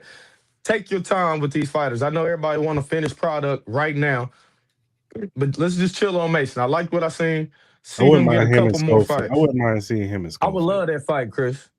I would love right now. Both of them is at that point of their careers. I think that would be a semi-big fight for both of them, but that'd be a good fight. So I want something like that for him. I thought David Benavidez is just, man, he probably my favorite fighter, active fighter right now, bro. I just love how he fight. I love how he talk. Like man, I'm not waiting around for that. They don't want to fight. I'm going to go fight whoever the next best.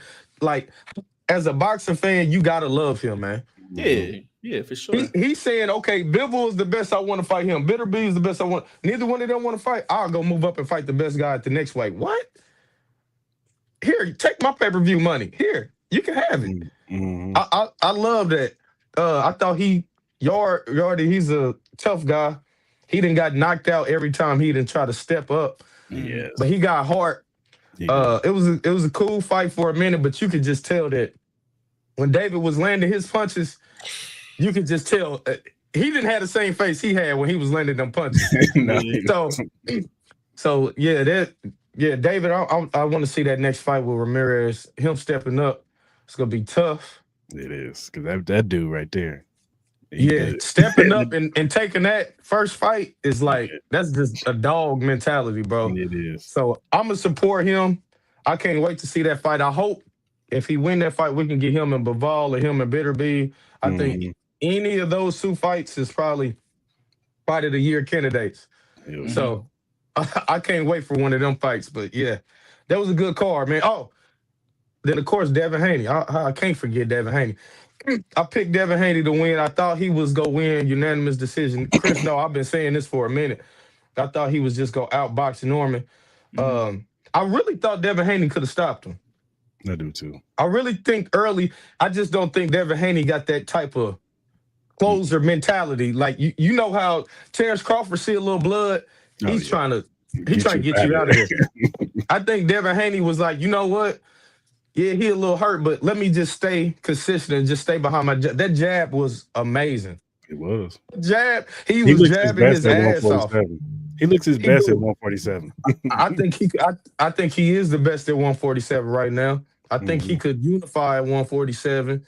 I just think Brian Norman, and I think I'm not gonna say he's done. Like I know everybody's trying to say like he's a cab driver now, but yeah, he young, he wasn't experienced, he was green. Haney just been there, man. Like he done been there, he done been in these fights, he done fought overseas and had to go take belts from people. So he just had a different demeanor to him. I think Norman, I want to see Norman go fight somebody like Rolly or something at 47. Yeah. I think he got some good fights still, but I just think they rushed him to get that bag. I understand why, but yeah, Devin Haney just, man, that jab was, man, he was on him that whole fight, man. I was impressed.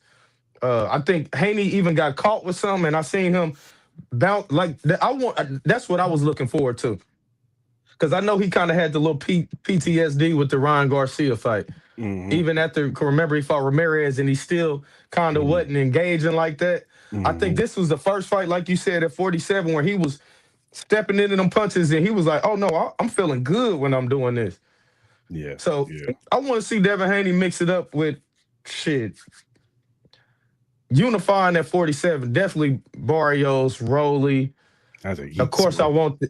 I think he gets all of them. I think he smokes them. I think he beats Ryan at 47. Like, I loved what I seen out of Devin Haney. I love all that. I think even Pops Haney. I think he even did a pretty good job, man. Like he did. I kind of be on his heels a little bit, because I be thinking sometimes Devin Haney need a different voice, and I know they switched it up and had Mosley in the camp last time, but I like what Bill Haney did. This how he handled himself pre-fight, post-fight, during the fight. I was happy for the Haney. So yeah, I want to see Haney mix it up, man. I know everybody was saying he sucked and he lost to Ryan, and put somebody in there with him now at 47. They was calling him a weight bully. He looked good, man. He did. He looked good at 47. So yeah, for sure. And then we had this past fight card. What, Mal, you got any thoughts? I know we talked about it. I know you didn't. Yeah, we already talked about it. You know what I mean? I think Haney, he looked really good. Like, I'm not gonna sit here and say anything bad about him. You know, I had my kind of reservations with Haney, just with kind of like the intent when he's in that range. Sometimes, man, it could be a lot left to be desired. I wish he would have kind of like that killer instinct mentality, but again, I understand. But I'm not going to take anything away from him. I think it's a great stepping stone for him getting back to that elite status. And I agree with you. Go ahead and start unifying. I think a lot of those cats that have those belts, I think he could easily win. I think we're kind of setting up for that Ryan Garcia matchup. I think that's what they want. But then again, Ryan has to step up because he's put on some pathetic performances as well. So Rolly. Yeah. He lost to Rolly. And they saying he gonna fight Barrios next. Yeah. Allegedly. So allegedly. So we got to see what's up with that. But yeah, shout out to Haney. And I agree with you. Benavidez is one of my favorite fighters. Me and Chris, I talked to Chris about it in the sense of like, I'm disappointed that these cats are so scared in fighting Benavidez, and I feel bad for him. And I know he kind of said that in the post fight conference when he was kind of saying like, you know, people question, you know, because people were kind of like poo-pooing him, saying like his next opponent.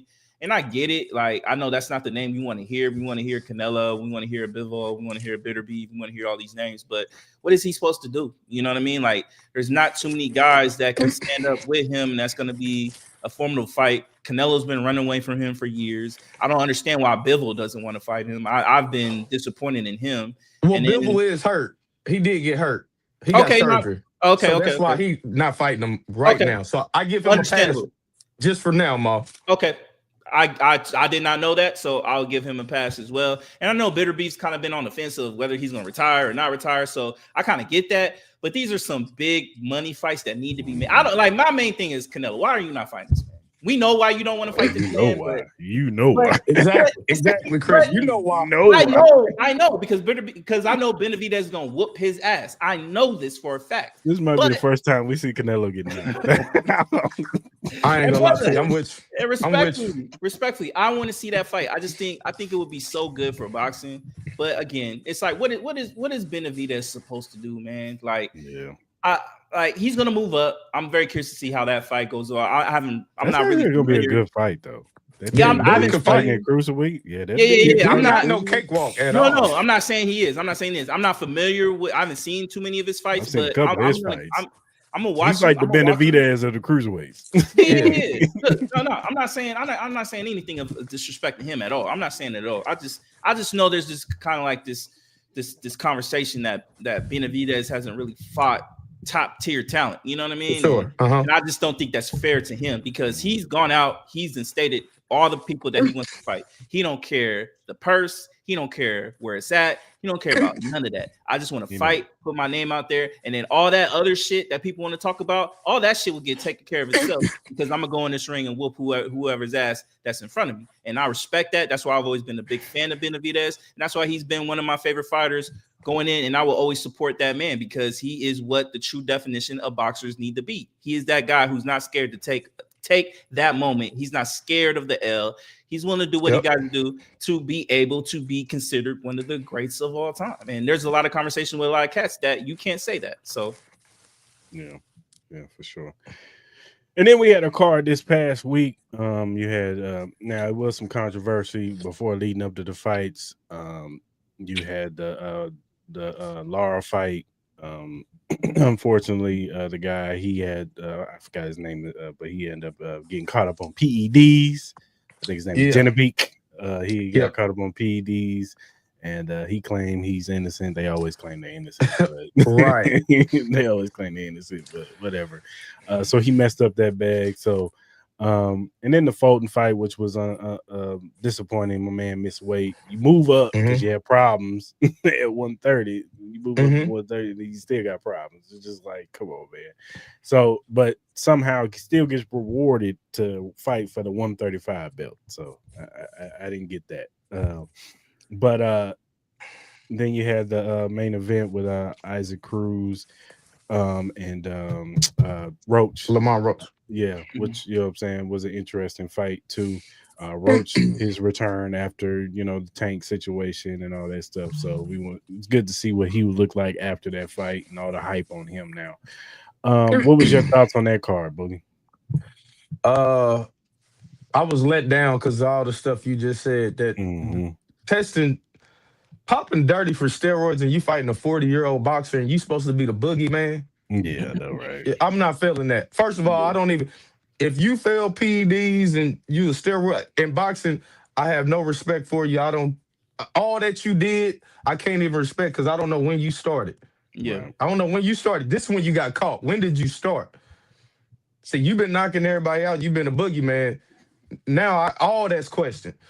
So I really wasn't feeling that because I also believe that, and people call me crazy, I think Lara would be Bud's toughest opponent under 68. I do too. Just Lara got better. Lara got better as he gotten older. Yeah, because remember, he used to just be Cuban style, and then he just started knocking people out. I'm like, damn, when Lara started doing this? So I thought at 160, I was really hoping that whoever won this, they would unify. Bud would come down, we'll get us a little mega fight at 60. So I was disappointed that it happened like that. Lara did what he had to do. He's still a champion. He know how to win. So yeah, that was cool. The Fulton stuff, I was disappointed, man. I'm disappointed in Fulton. It looked like he didn't train for this fight, bro. At all. My stomach looked better than his, bro. Like I didn't get a chance to watch it. He was that bad.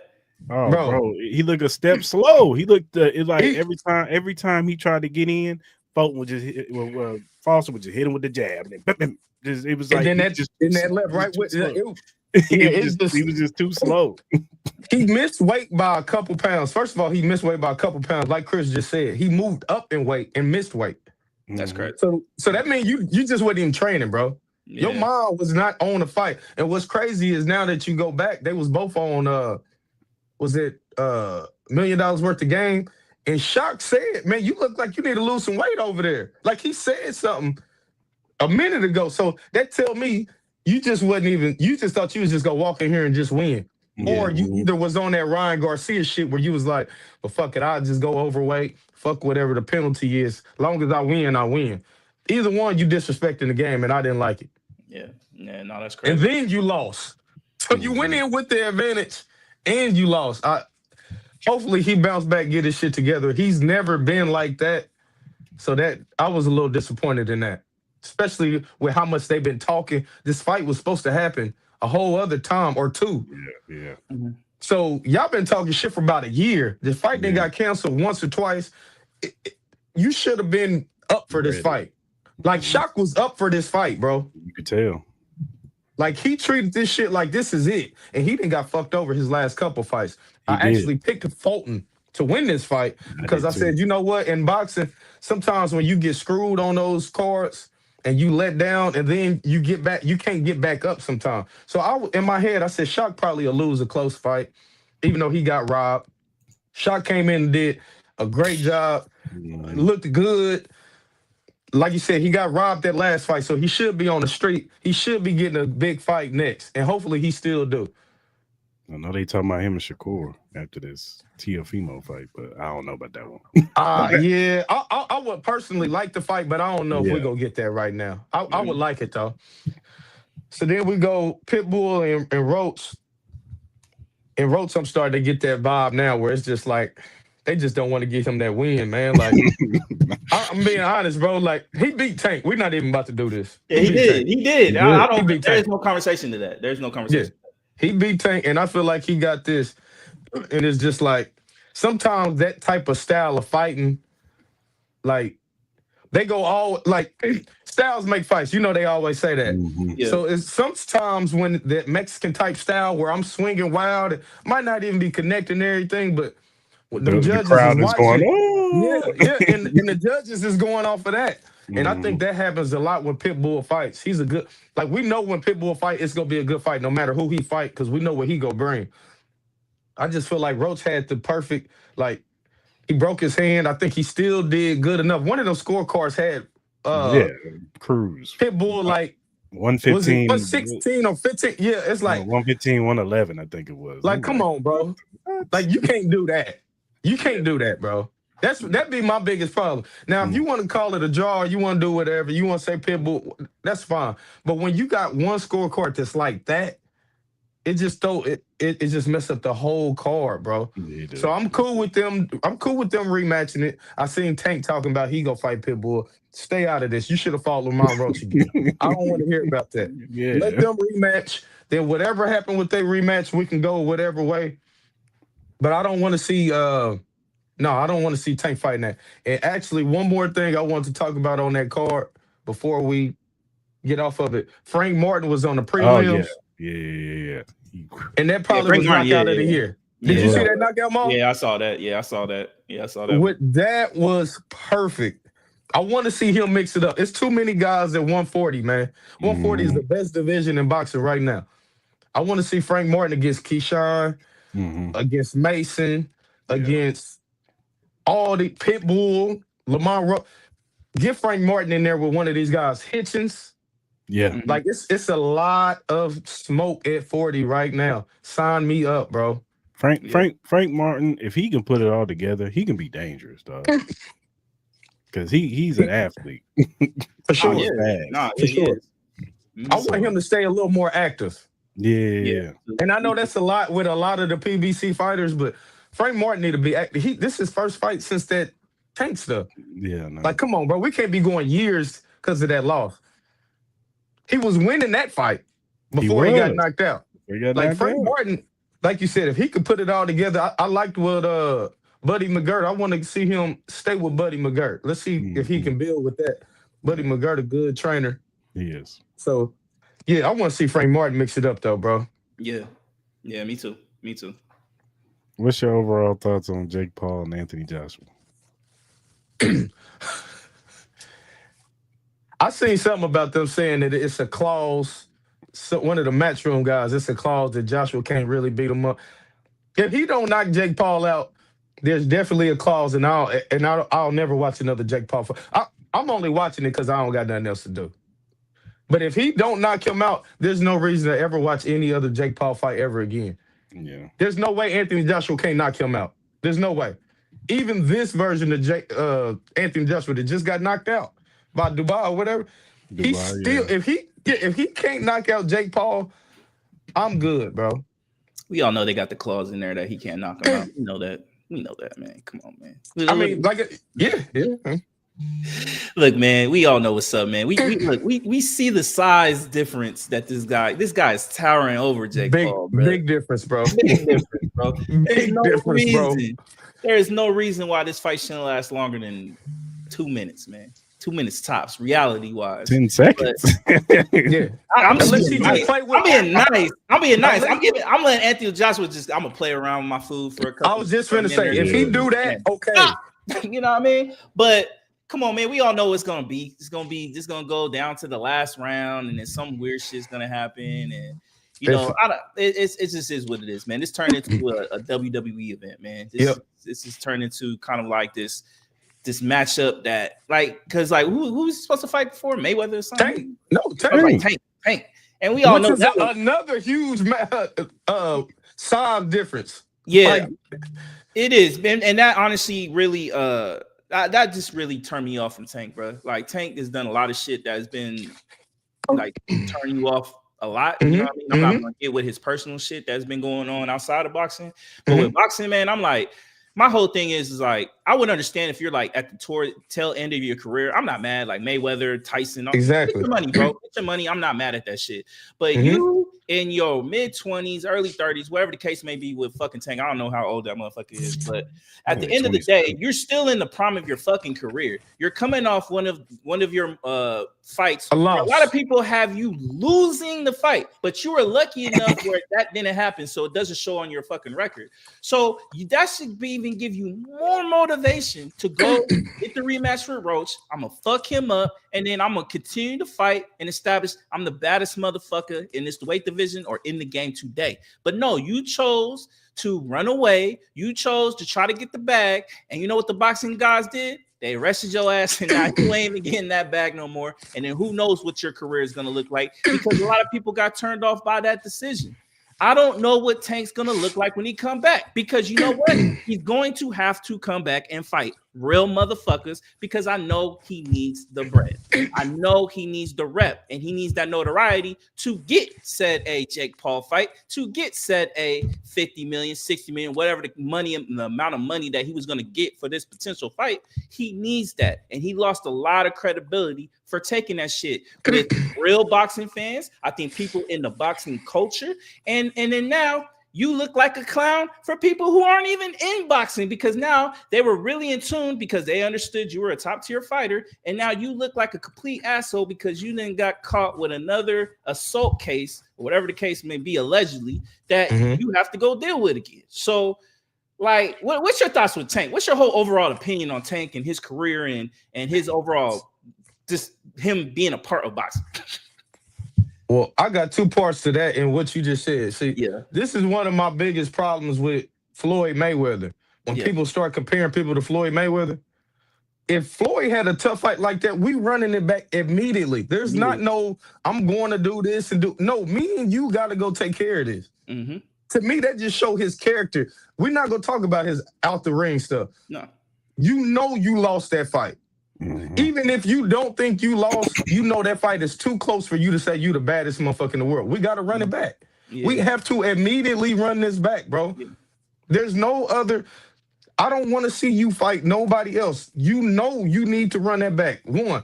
Two, even before this, look at all these young guys we just were talking about. Y'all just were talking about Shakur. Y'all just were talking about Devin.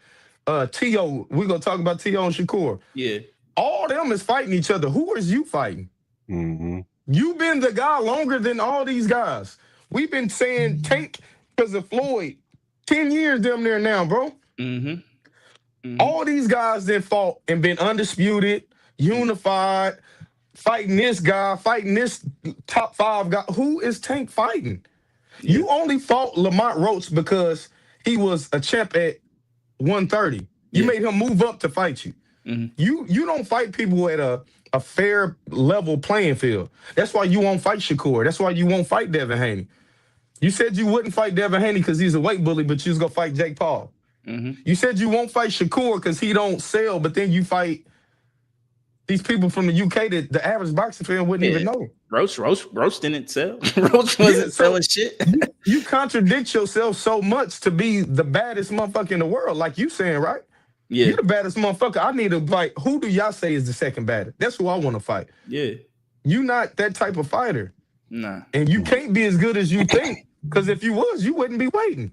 Yeah. You would have been fought some of these guys. So to me, Tank he's a good fighter, but he's been protected a long time. Yes, he's a knockout artist, but it's boxing. One of the most important things is the matchmaking. I'm putting certain fighters in there to make you look a certain way. He's not fighting certain type of fighters, and it's a reason for that. He was losing to Rolly. He was losing to Frank Martin. He was losing to Roach. Like, he wasn't winning all these fights. It's just funny, the perception when we talk about somebody like Tank, and then we talk about like Deontay Wilder when he was in his prime. The Deontay Wilder did the same type of stuff. And it was like, oh, well, Tank can box. But when it's Wilder, it's saying, well, Wilder don't know how to box because they wait on that one punch. I want to see Tank fight somebody good, bro. I'm just sick of us saying the same shit for years. When you go fight Shakur? When you go fight that? Fight these guys, bro. Yeah, fight any of them. That Roach fight might have been the most anticipated fight of the year. Let's call it spade. The rematch, yeah. The rematch would have been one of the most anticipated fights of the year, man. It would have been. It would have been. Maul, you agreed to it and you backed out. You had the rematch clause, Maul. Yeah. Not Roach. Nah. Tank. Yeah. And Roach was the one fighting for the rematch even harder than you. How do you got him fighting for the rematch clause? Roach is like, bro. Roach he don't want to fight Roach. He don't want to fight Roach because he knew. Because Roach could take the punch. Yeah, that was what it was. Roach was taking them punches, and that does something to your psyche, man. When you known for knocking fools out, and that dude, you hit him, that same intensity. Flush. Like, he's like, come on. But that should make you even hungrier. Keep coming at you. Even hungrier. That'd be like, nah. You didn't get the best of me. I'm gonna show you the best of Gervonta Davis. I'm gonna show you. I'm gonna whoop that ass. And then whatever happens, happens. I think more people would fucking have more respect for you, win or loss, that you did that and you gave your all. I don't understand. Sure. I think Mayweather fucked up that perception that a loss is gonna just taint your whole fucking career and wipe out everything that you've done. When the reality is that's not the case. Muhammad Ali has a bunch of losses. Tyson has losses. Foreman has losses. De La Hoya has losses. Like, one of my favorite fighters, Pernell, he got losses, dog. Like, what do we need? Do you think that deteriorates who they were as boxers? No, they're still held up to the highest regards. A lot of us still have Roy Jones as one of the best boxers we've ever seen that walked across that ring. Bernard Hopkins, like, for sure, all-time fucking greats. You getting a loss is not going to be the end all be all of your fucking career. And people got to get over that shit. And I'm glad it seems like a couple of these guys are taking a little bit more risk, and hopefully they're understanding that. And hopefully we get away from this Mayweather instance where, like, if you have an O, then you are just dog shit. Like, that's not the reality, man. We got to get away from that, man. Just listen how we was talking about Ben Viditez and listen how we talking to Tank, bro. Yeah. You see how we talking about Ben Viditez is saying that the top two don't want to fight. I'm going up to go fight somebody. I'm going to challenge myself. When is he going to do that, bro? Never. Everybody else is doing it. Shakur just said he had to go fight the top number one mandatory at 35. Now he's going to move up and go fight a champion. He's moving up weight classes. Yeah. Terrence Crawford just moved up 2 or 3 weight classes to fight the top boxing seller in the world, bro. Yeah, the biggest name in boxing. And he said, I want to be great. I don't care. I want to be great. Yeah. It's a difference in these fighters, bro. Yeah, they don't. How soon do you think we get Gervonta Davis back? Probably this time next year, probably type shit. I don't know, man. I don't know. Because I don't know if he wants it. That is a big thing, Chris. I don't. You can't half-ass boxing, bro. Nah. And when you start whispering about retire, and I think that's one reason Earl Spencer came back. Because when you tiptoe with this shit, you go tiptoe in the ring too. You gotta be 100%. I'm trying to kill this dude in the ring. It can't be even Wilder. When Wilder started losing his buzz is when he stopped talking about, and I know they were saying this was crazy. When he was talking about killing people in the ring, he had that edge to you need that edge in that ring, bro. You Yeah. can't just be like, yeah, I'm done with boxing. I don't want to do this and half-ass and go fight Roach again. If his mind ain't 100% on, he's gonna lose again. Mm-hmm. Yeah. He will, in probably even worse fashion too. That's true. I don't know when we see him. I don't know. I know we definitely ain't seen him this year, or No. I don't think we see him next year. I don't even see That's him. what I'm saying. If it's next year, I think it's gonna be towards the end of the year. Because who is he gonna fight, bro? If Roach and Pitbull, Roach is getting surgery on his hand. So let's say they fight fucking March, April, that springtime. Shit, they gonna need a couple more months for they even fight him. So you talking about third, fourth quarter next year. Mm-hmm. Yeah, but even then, I don't think he's gonna fight until he gets all that off the ring, out of the ring shit. And we ain't even talking out. about that, Yeah, Mom. ain't So talking you about still got to deal with all that. Yeah. No telling what that's gonna be. Yeah, he could be facing jail time. I think. I think you got a lot more shit to worry about than Lamont Roach right now. Yeah, I think 2027 is the earliest that we get him, and then by then, who is Tank? Who is Tank in 2027? I was about to say Like, you can't afford to just be missing years, bro. Yeah. Like, especially like he could if he won in dominant fashion against Roach and some shit happened, he would still have that aura. I don't think he has that aura no more. I don't think he has that fear. Like he used to have that Mike Tyson aura to him in a sense of him in his weight class. He don't even have that no more. And now you gotta. And we talked about a lot of young cats who are dogs who are ready to take over a lot of these divisions, and they're coming. So they're gonna be ready in next year, 2 years. Like they're gonna be even more in the limelight and in the stardom. That's gonna take. He'll never fight none of them young bulls we was talking about. He'll never do that. He's never gonna fight no Abdullah Mason. Hell nah. Schofield. He won't fight. That's his mandatory actually right now. Schofield? Yeah, he won't do that. He won't do nothing like that. He won't do that. Nah, he won't do that. Nah. Yeah, I don't know. We'll see. I don't know. What's your overall thoughts, Teofimo, Shakur Stevenson? Oh man, that's gonna be a good fight. You know what? Theo was actually one of my favorite fighters before he started getting racist and shit. Bro, same shit, bro. Like Teofimo was my guy. He was one of my favorites too, dog. He was one of my favorites. I fucked with him. Yeah. I kind of hate that I had to judge him like this. So I'll just keep it boxing. Yeah. I think Shakur, that's gonna be if he can handle that weight, it's gonna be good. I think if they both on a level playing field, I think he's a better boxer than Teofimo.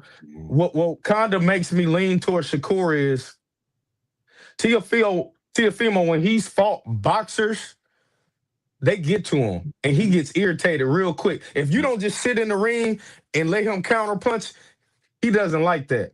Shakur is not gonna just sit right there and just box him that whole time like he just did this last fight. I doubt it, especially moving up. Shakur's gonna use that whole ring, and Teofimo, that's not what he does best. Also, Teofimo, I think, probably needs to move up to 47. I was thinking this probably a fight or two ago.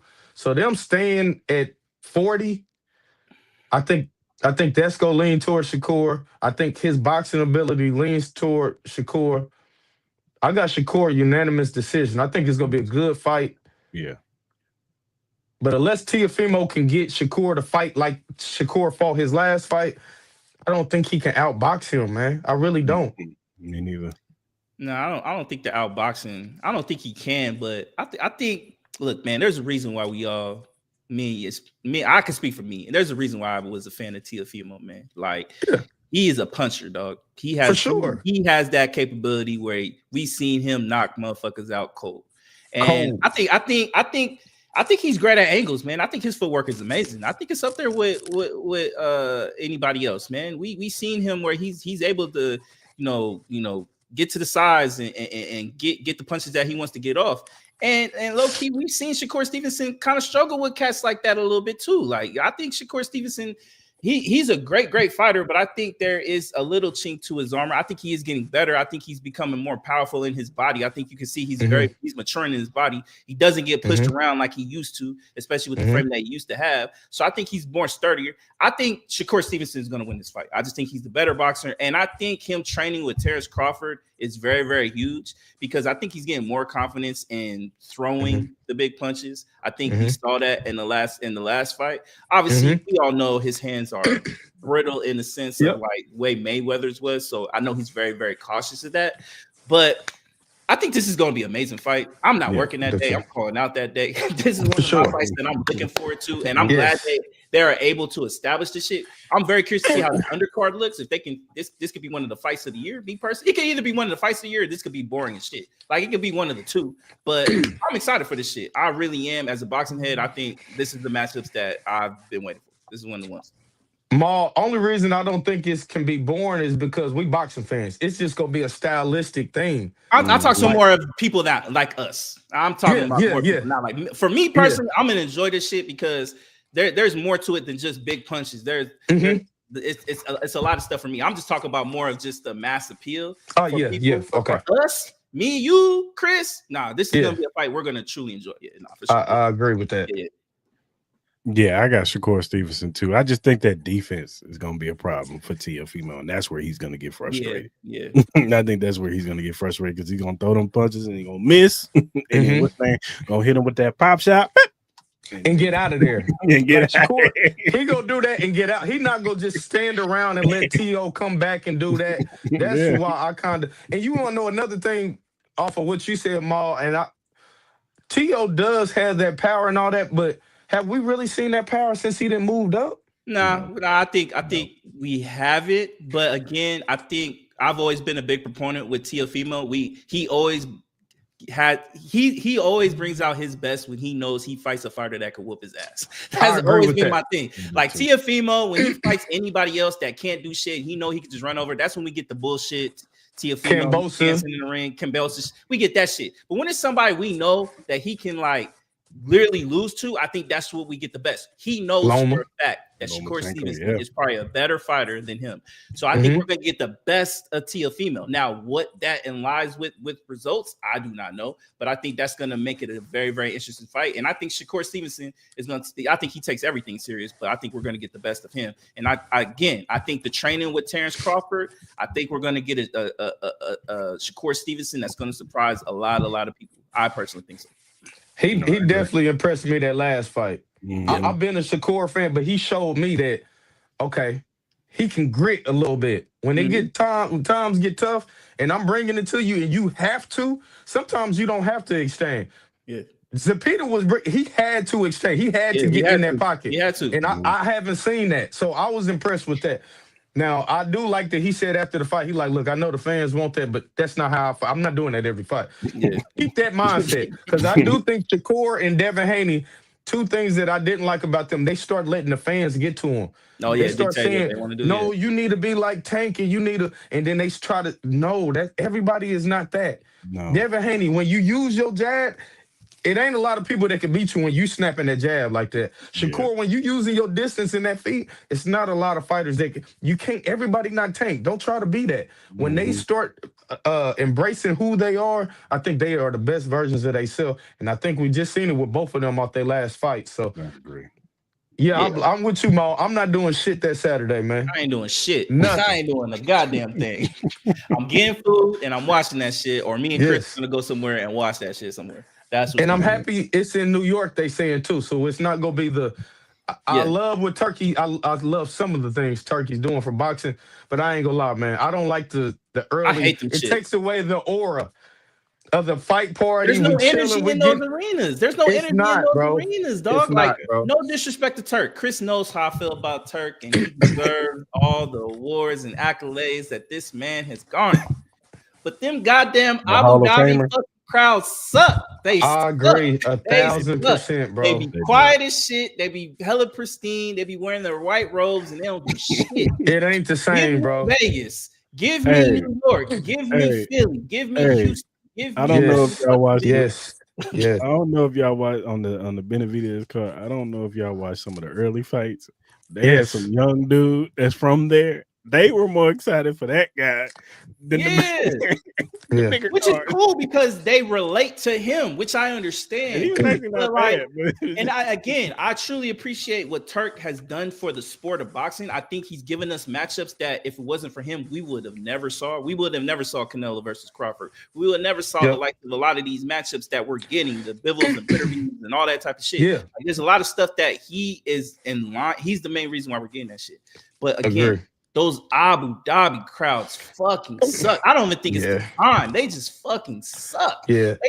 They have no energy. There's no excitement. It just looks like they're there because we have the money to do this, and this is just a hobby. We're blowing a bag. This is like, you know what I mean? It's just like another day for us. Like we paid these boxers to entertain us for 3, 4, 5 hours. We'll get Eminem to fucking do a whole goddamn concert for 30, 45 minutes while these boxers have been warming up for 17 hours.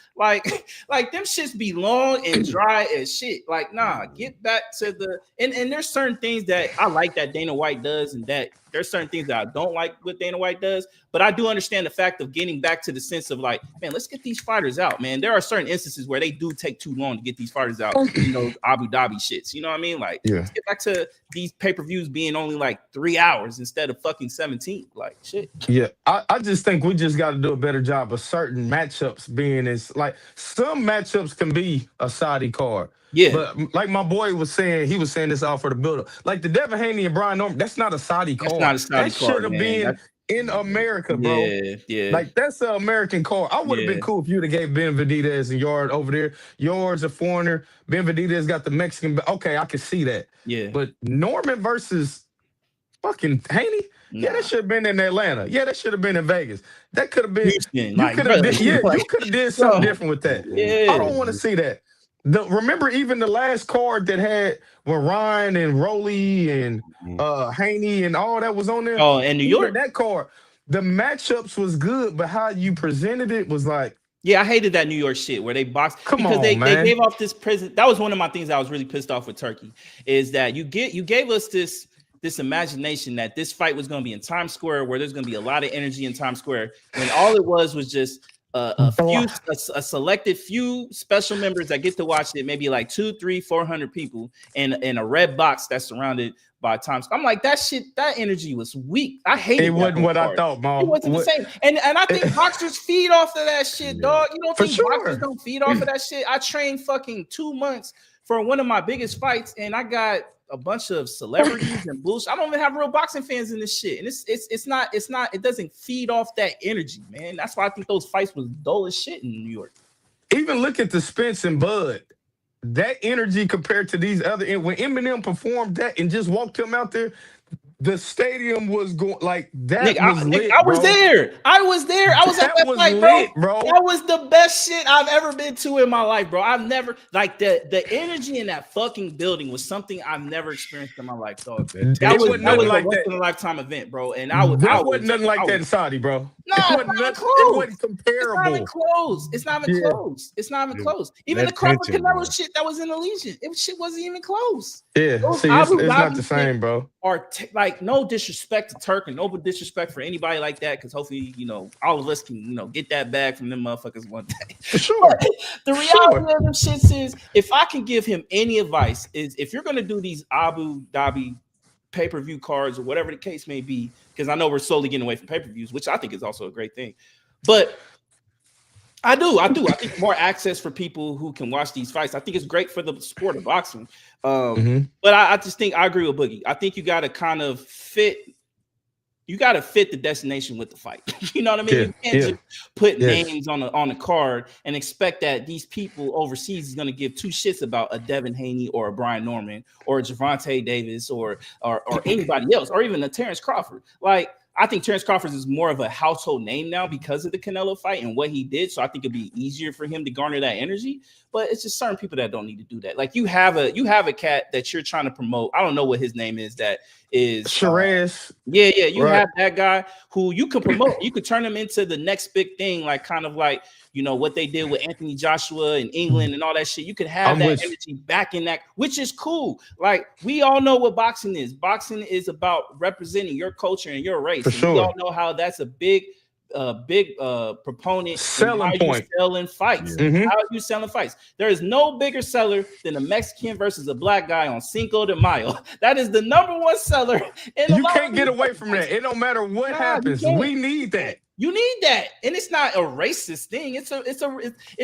a thing where you identify with a boxer. You and it's cool. No one's rocking that because there's a lot of boxers that we respect that aren't black. But you know what? For sure. As a black man, I'm a root for a lot of the black guys. That is the Yeah. reality of my And shit. vice versa. I'm sure the Mexican here, I'm sure they saying the same thing. Yeah, They and it's no Floyd bad Mayweather, about that.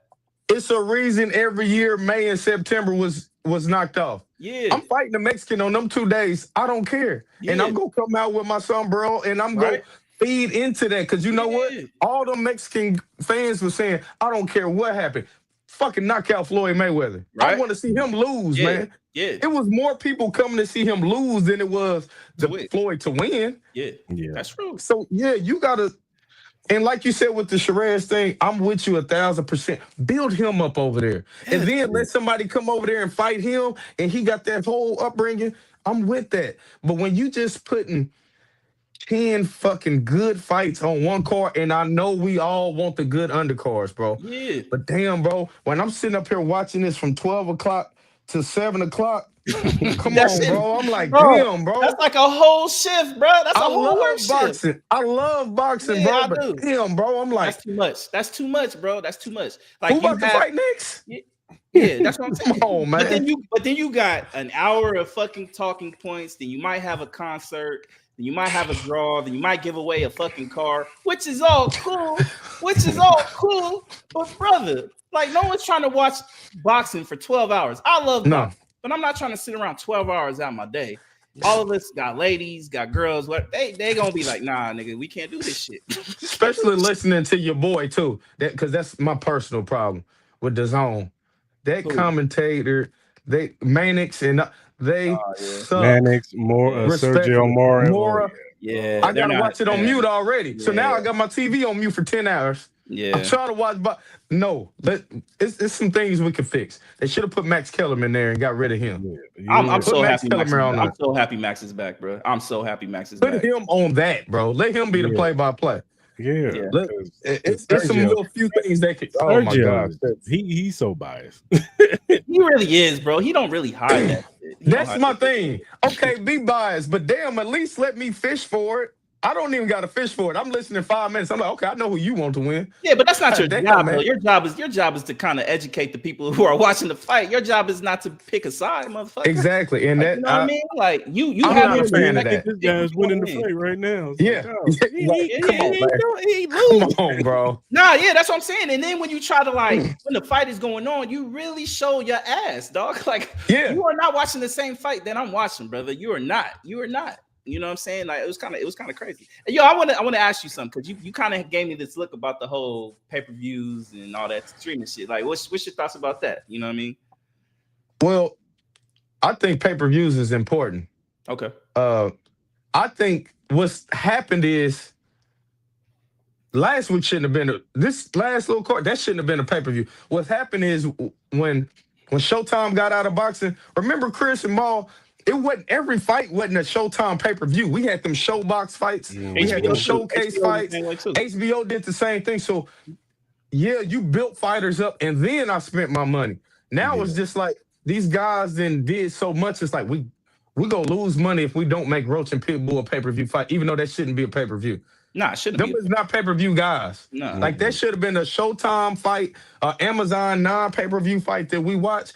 That card, and we would have still watched it. But what is it gonna do? 100,000 buys?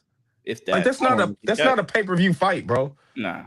So I just feel like we didn't got to the point where if you a known name and you fought a pay-per-view guy, we got to just throw you on pay-per-view instead of building people up and getting more cards. Like I said, Showtime used to have like 10 or 15 cards a year, bro. So yeah, if I give you 5 pay-per-view cards and I got 10 cards building these guys up, yeah, I'm not complaining about it. But when you putting every card, like when Charlo and Plant fight, that's gonna be a pay-per-view.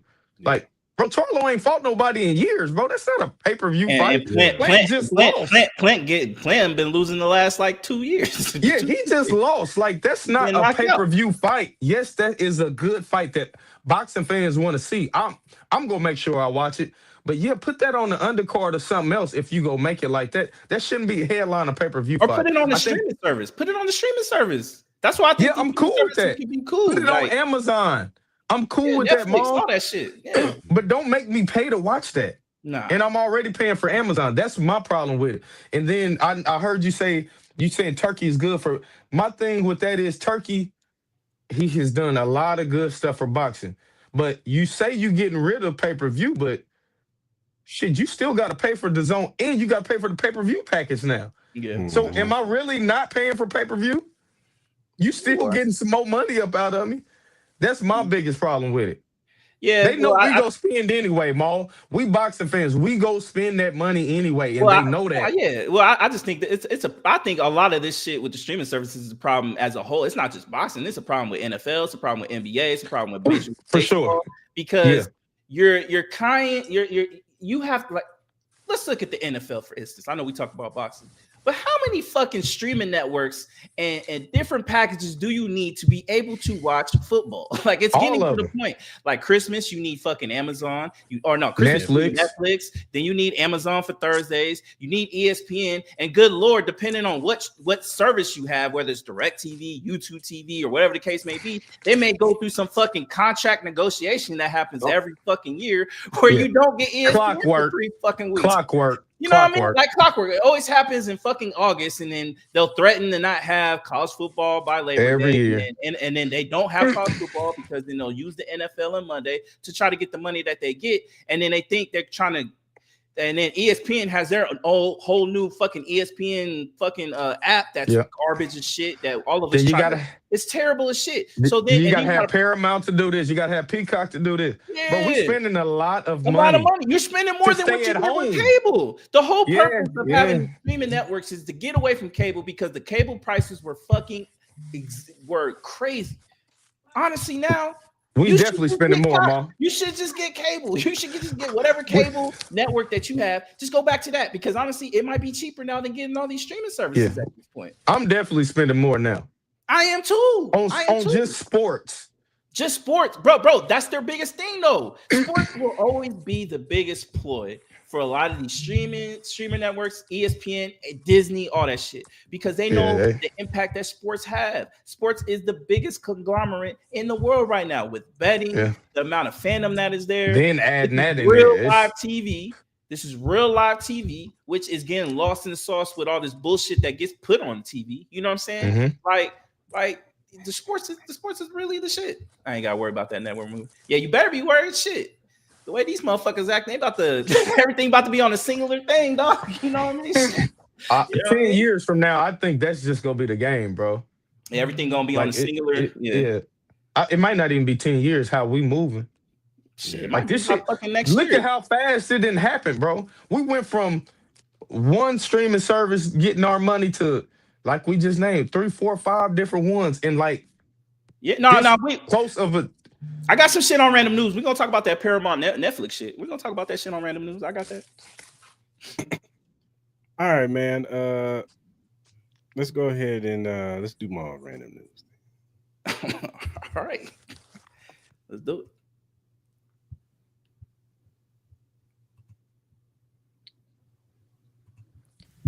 It is now time for Maul's random news.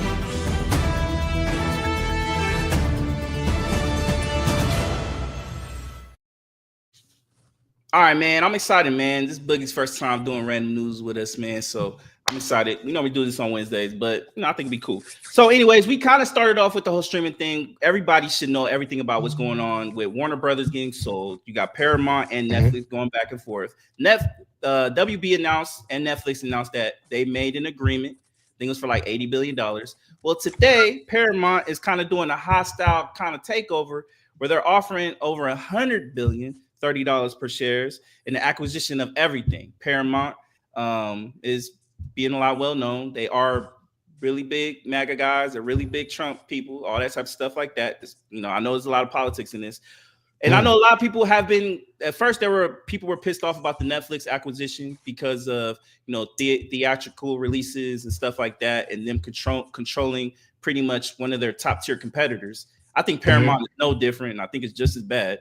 But what are your guys' overall thoughts with this kind of like this is the biggest thing in Hollywood right now with the acquisition of Warner Brothers? I think there's even been some questions about as far as like the impact with everything because it's a lot of stuff that Warner Brothers does own. Movies, licensing, video games, all that type of stuff. So what's your guys' overall thoughts with this whole thing going on with Warner Brothers? Go ahead, Boogie. I just think stuff is changing, bro. And I think they just jumping out there getting ahead of the curve. But this is definitely bigger than I think than it's getting out there too. Netflix changing that. And it's gonna be pros and cons with it. Cause I'm a big Netflix original guy. I like how they do their stuff, but it's definitely gonna change how we consume movies and TV going forward. The movie theater is about to be like the running back. When you start doing this, you basically go start weeding them out. It's gonna be crazy, bro. Like you said, with the game, and my boy Game Type Mike, I always see him on Twitter. He was talking about this. I was really hoping Sony could try to get WB for the gaming and stuff, but it makes a lot of sense. Netflix is trying to get into gaming to get these IPs. It's some great gaming IPs you go get out of this. Hopefully Netflix just don't fumble this, bro. They're gonna have to up the big hit, bro. They're gonna have to up the bag. They're gonna have to because I think there's even conversations. There's even conversations of them acquiring Electronic Arts. There's also conversation with them. No, EA just got brought out though by the Saudi. Right. Yeah, but I think they did, but I think they're trying to see if they will do something again with that. It just started breaking today. Like okay, see, I didn't see that. A lot of the gaming news sites have started breaking this that Netflix is considering acquisition EA because I don't know if it's even true. I have not seen that. Oh, that's crazy. That changed a lot too. But even EA getting brought out by the Saudis and. Man, this is gaming and movies and entertainment, period. How we look at things is going to definitely be a lot different in about 10 years with this shit, man. Yeah. I want to trust Netflix. Paramount, I actually like Paramount's app. I like how they do stuff, but I would definitely think I would lean towards Netflix over Paramount with how they do their originals and how they do stuff. But, man, it's like I said, it's pros and cons because it's going to kind of be like boxing. We're not going to get as many cards now. Yeah, you go get some better ones, but we're not going to be getting that 20 new movies now from Netflix. You might just be getting 10. That to me, that's the problem I would think. Chris? Yeah, it's definitely going to be crazy with this acquisition. I know they said they're still going to be like, it's not all of Warner Brothers. Like there's a section where they're going to break off and it's a whole Netflix section that they're doing on their own or whatever. Because I know with wrestling, AEW is under Warner Brothers. So I think they're not even Netflix is not even going to take them because they got WWE. So that would be a conflict of interest, I guess. So there's a whole nother section that's going to be branched off to a whole nother company. I forgot what they said the company was going to be called, but it's going to be a whole nother company dealing with different stuff from Warner Brothers. It's going to be interesting because Warner Brothers owns DC. And so exactly Batman, Superman, all that stuff. Yeah. What does that mean? You know what I'm saying? Because gaming and movie wise, that's I mean, I think you can say the same with Paramount too. You know what I mean? I think if it's Paramount, shit, I think you're just gonna see Trump as Batman, Trump as fucking Superman, Trump as Catwoman. I think that's what's gonna happen. I think that's what's gonna happen, bro. I personally think that, dog. And I'm not trying to make it into a political thing, but this is a political thing, dog. Like Trump backs Paramount, dog. Then they would have a lot of control of shit. You know what I mean? Yeah. But yeah, it's gonna be interesting. I think there's a lot of pros and cons with both of the shit. You know what I mean? Like with Netflix, I'm like, all right, so I know a lot of people been complaining about the theatrical releases that it'll be like in a shortened spot instead of like, you know, movies being in a month and then we get the releases on streaming or whatever. It would only be 2 weeks. But I'm like, if that's what we're complaining about, I'm like, I love going to the movie still, but even after kind of COVID, like the movie experience kind of was slowly dying. Like, what do you get in the movie experience besides paying for $30 popcorn and $30 movie tickets? You know what I mean? And we sneaking candy in anyway. So that's what I'm saying. So I'm like, all right. So you mean to tell me if I pay, and we know either way, we know Netflix. Let's say they do acquire Warner Brothers. We all know that prices are going to go up. They'll probably go up to like $40 or some shit a month, because that would be the case, and they will have a lot of the product that a lot of people watch. But I don't know, man. Honestly, I'm not gonna sit here and act like I know everything that's going on with this and the underlinings with all this shit. I think with both sides, I think it's a problem. I think Warner Brothers, I don't know why they're even trying to sell Warner Brothers at this particular time. I don't know, man. I just don't know how I feel about it. I don't feel good either way. I'll say that. I don't feel good either way, man. I really don't. I know just from the gaming industry, just because you acquired it, you would think that it would just make it better. It's not the case. Because Microsoft, they acquired Activision, Call of Duty, the biggest. It's not making the game better, bro. No, it's not. It's not, and it's not better for the consumer either. Like there's a lot of problems. There's a lot of things wrong with gaming. There's a lot of things wrong with gaming right now. That's a whole nother conversation. But that stuff is just not going to automatically make stuff better either. So I don't know, man. And I want to insist. They were considering buying EA before the Warner Brothers. So this happened before EA got purchased by. Okay. So they were considering buying EA before Warner Brothers. That's okay. I just wanted to get that right. But I don't know, man. We'll see. I don't know what it's going to be like with the video game situation, movie situation. I was reading some shit that the new Batman will probably be an exclusive to Netflix. You know what I mean? On that shit. No, I actually did see that. The Batman 2. I don't know if it's true or not, but I don't know, man. We'll see. Obviously, this is gonna take years before they even finalize any of this shit. So I don't think anybody has to worry about anything yet too quick. All right, next up, man. This is from Bloomberg Business. India is accelerating its space ambitions, targeting a sustained presence on the moon within the next decade. So I think everybody's been kind of seeing that. I think we've even seen this with Mars, where I think they've been trying to establish life on Mars and stuff like that. What's your guys' overall thoughts with this, man? Do you think this is a high possibility? And if you had the opportunity, man, would y'all take that up? Chris? Man. I'm good. I'm good on Mars. But going to the moon. Man, that's scary. I could consider that. I'm into that. But it's a whole nother conversation. I'm big on aliens and all that shit too. So I don't know, obviously, yeah. I think you probably believe that there is life outside of this. For sure. Outside of this world. So for sure. Yeah. So that would be crazy. And I'm a conspiracy theorist and all that too with that moon landing stuff. So I think all that's interesting, but do you believe that we can establish life on those planets, like the moon and Mars and stuff like that?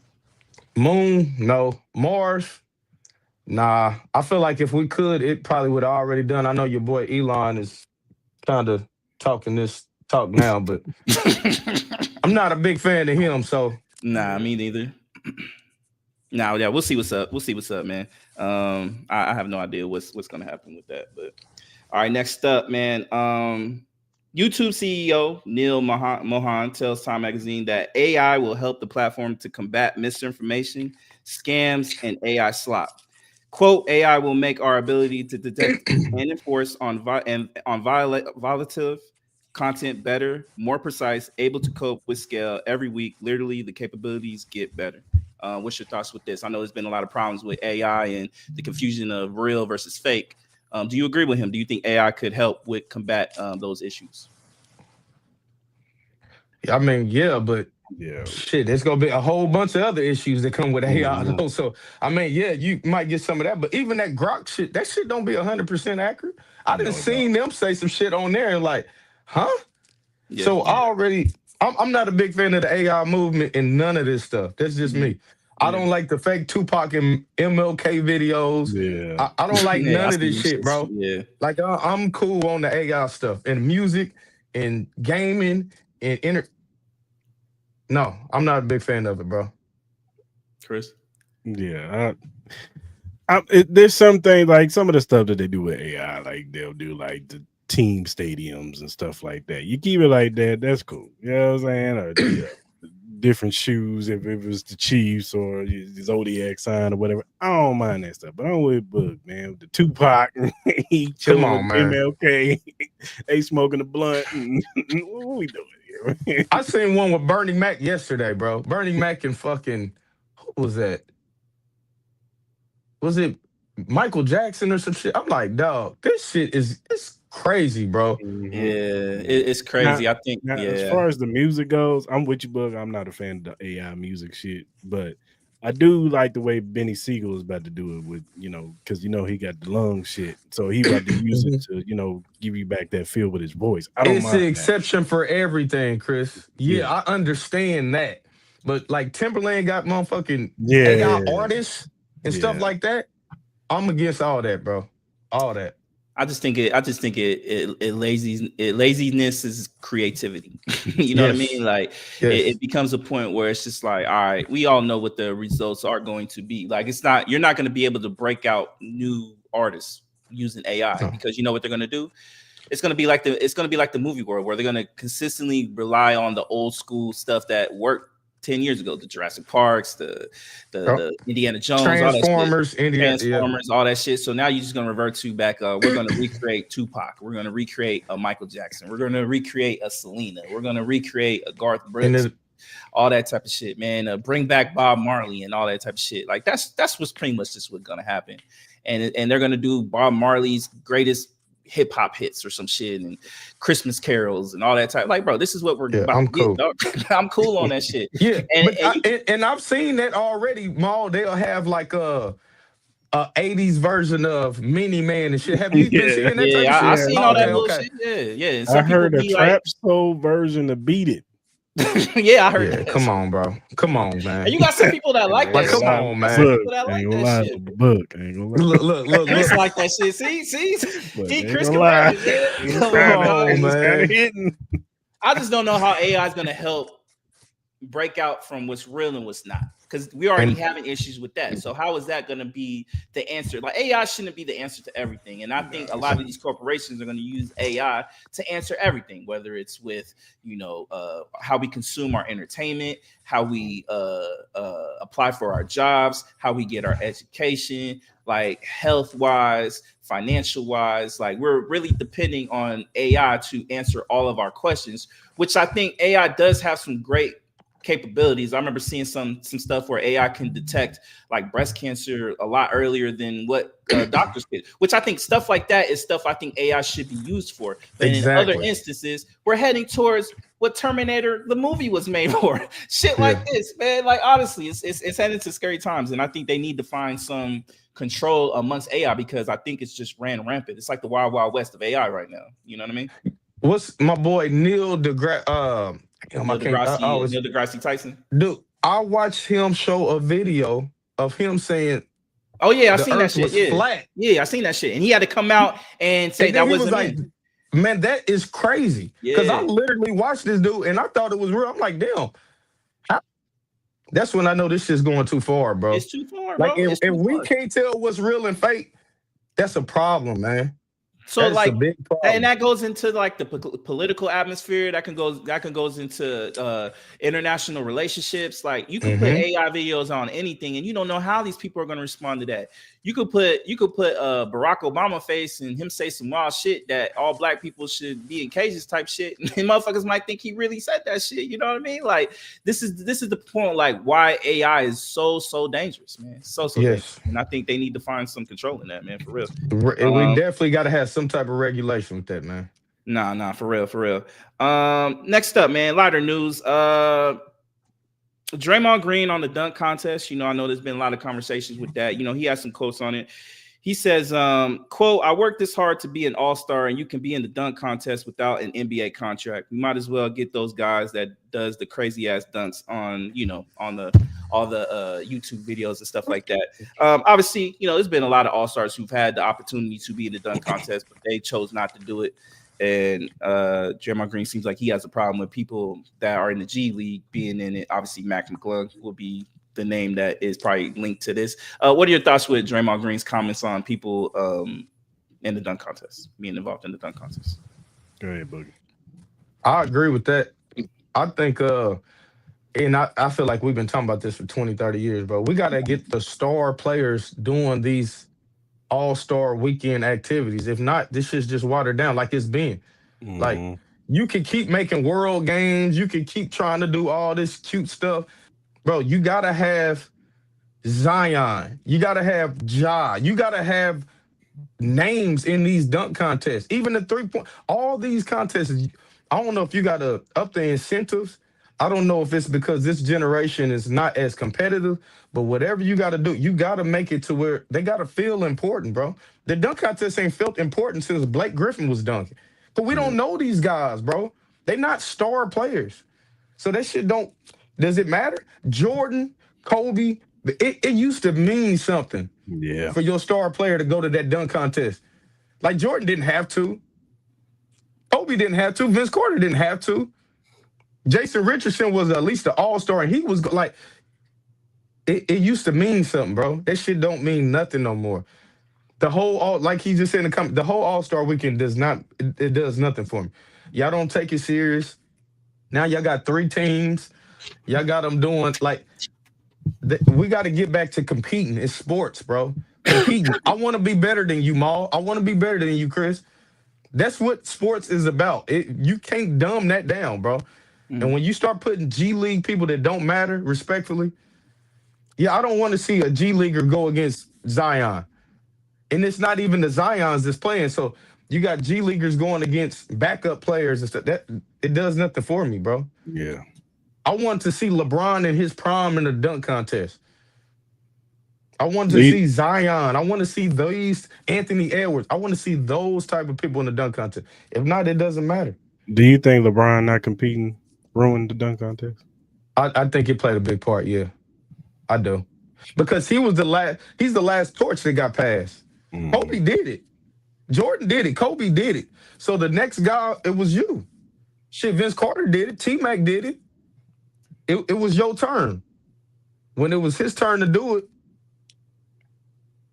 My thing with this is I think NBA players should be ashamed of themselves. That's me. Because at the end of the day, I don't think they need to get incentivized. You already get paid $60 million a fucking year. What do I gotta incentivize you to be a dunk contest? You play a kid's game for millions of dollars. And we're asking you to do a dunk contest for one night that might last you 30 minutes of workout time. And you can't even do that. But Maul, why do I gotta pay you for that? Maul, or is it your responsibility to grow the game? Maul, you doing anything you doing any extra activities at your job for free? That's not an extra activity. That's your responsibility. That's your duty. You get paid. No. So why go to the All-Star game? Why to go to the All-Star game? You get paid to go to the All-Star game, don't you? But I'm getting selected. That's an honor, my brother. That is an honor. You work hard to be an All-Star. So why play hard to be an All-Star then?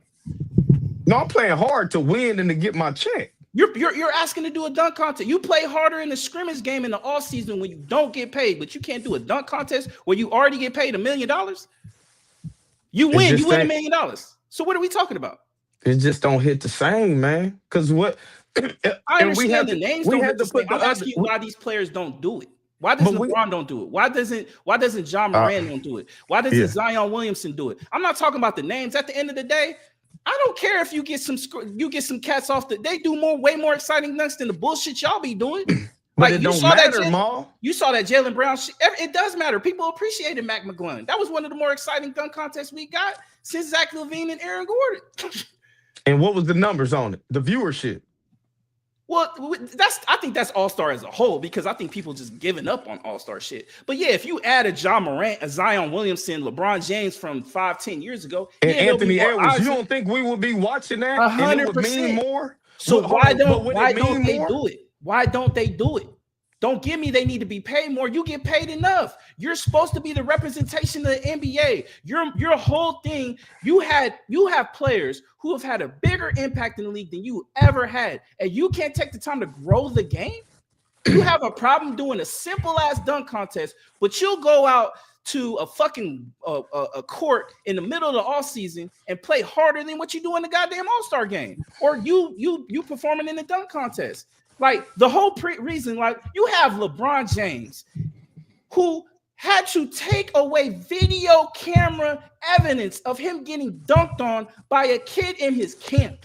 That shows you how weak mentality some of these players are. You cannot put your this is the same issue with boxers and fighting big time fights. And it's different because you're actually putting your life on the line in these fucking rings. You're asked to do a goddamn dunk contest. Who cares if you loses? You think LeBron James is losing aura if he loses the dunk contest? No, you know why? Because they're gonna give LeBron James the dunk contest. They're gonna make sure he wins the dunk contest. We know this already. We know this. So why not participate in this shit?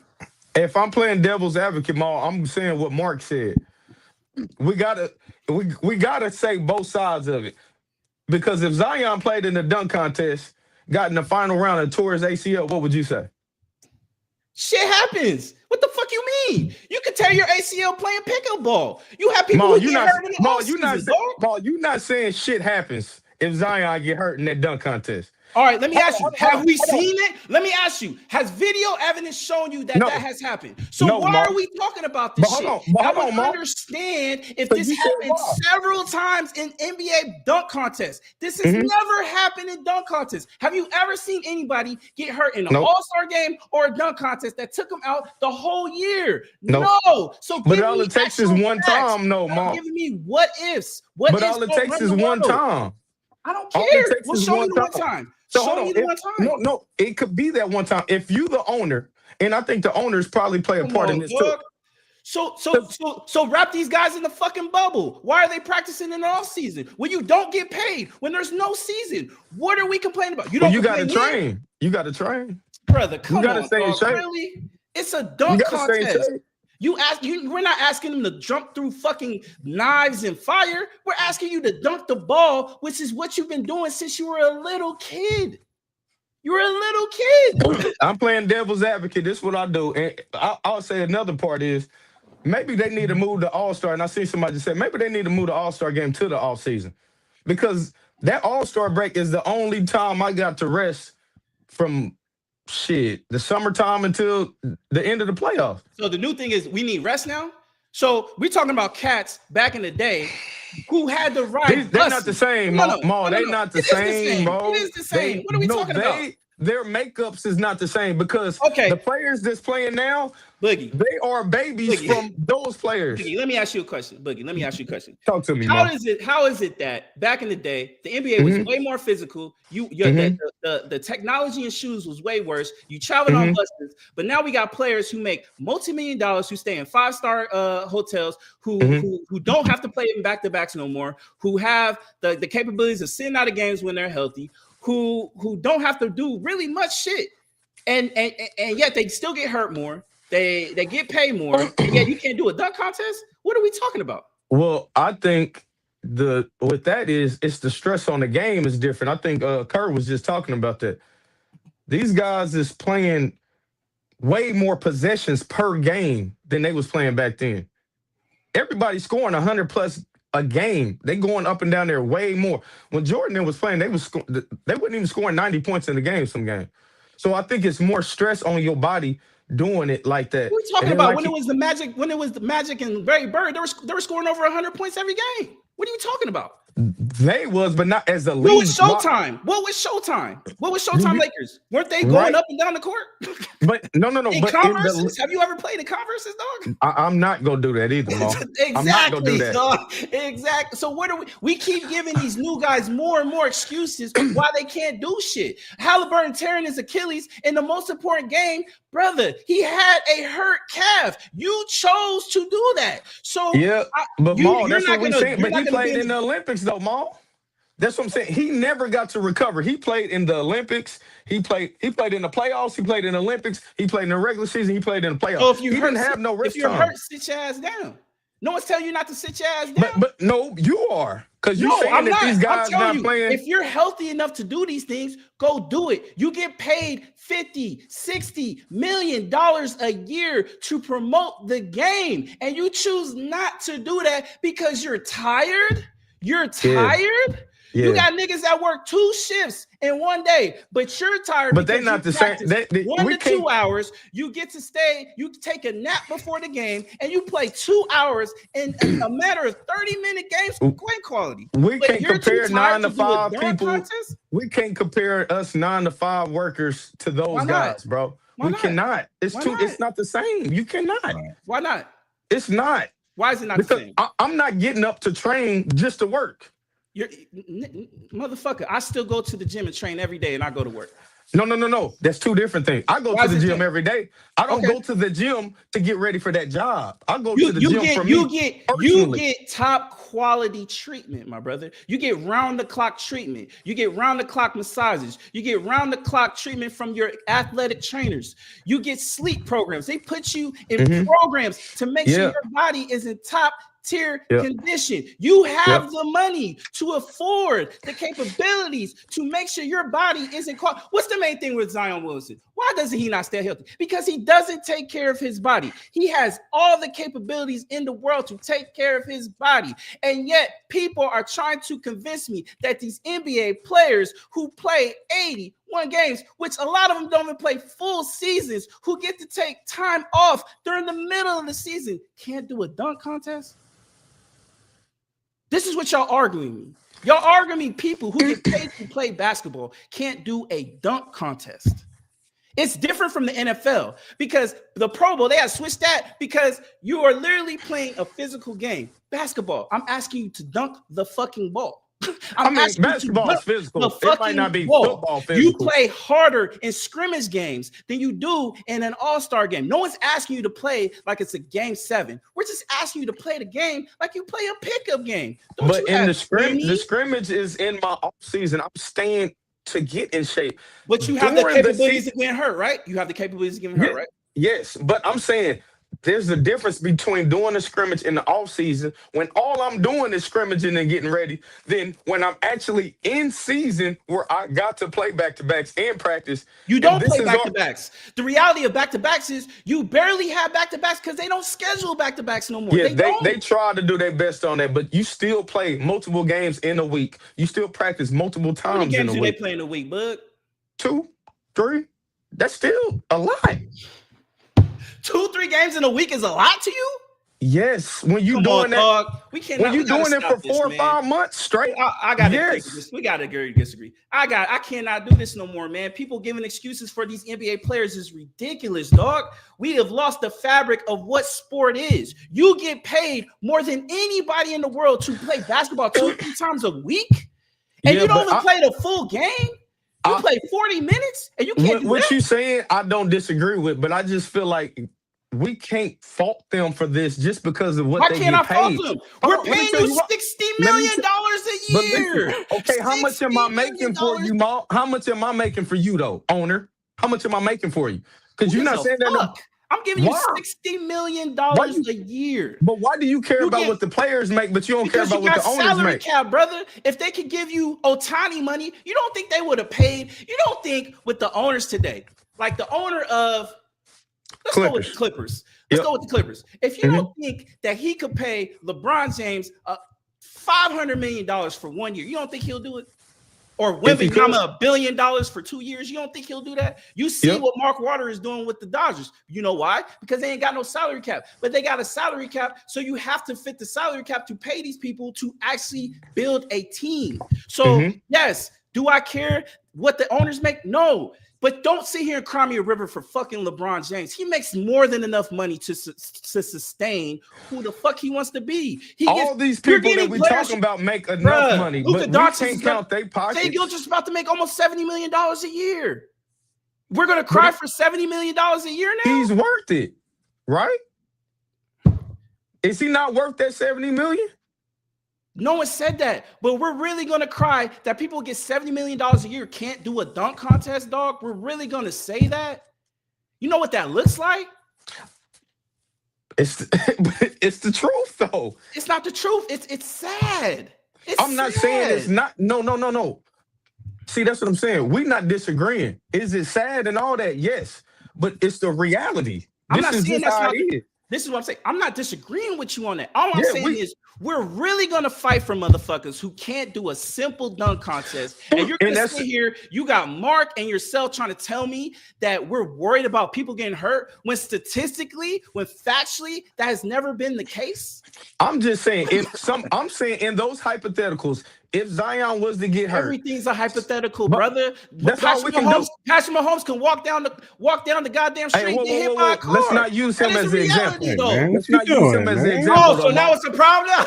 That's a problem. Let's use somebody else as an example. Hold on. My man can do hopscotch with his kid and tear his ACL. What are we talking about? That's a what if too. But this is what I'm saying, Mal. If Zion was to get hurt say he got, I know it's a hypothetical. Say he got hurt and he gonna be out for 2 years, right? Do you think the Pelicans would be like, you know what?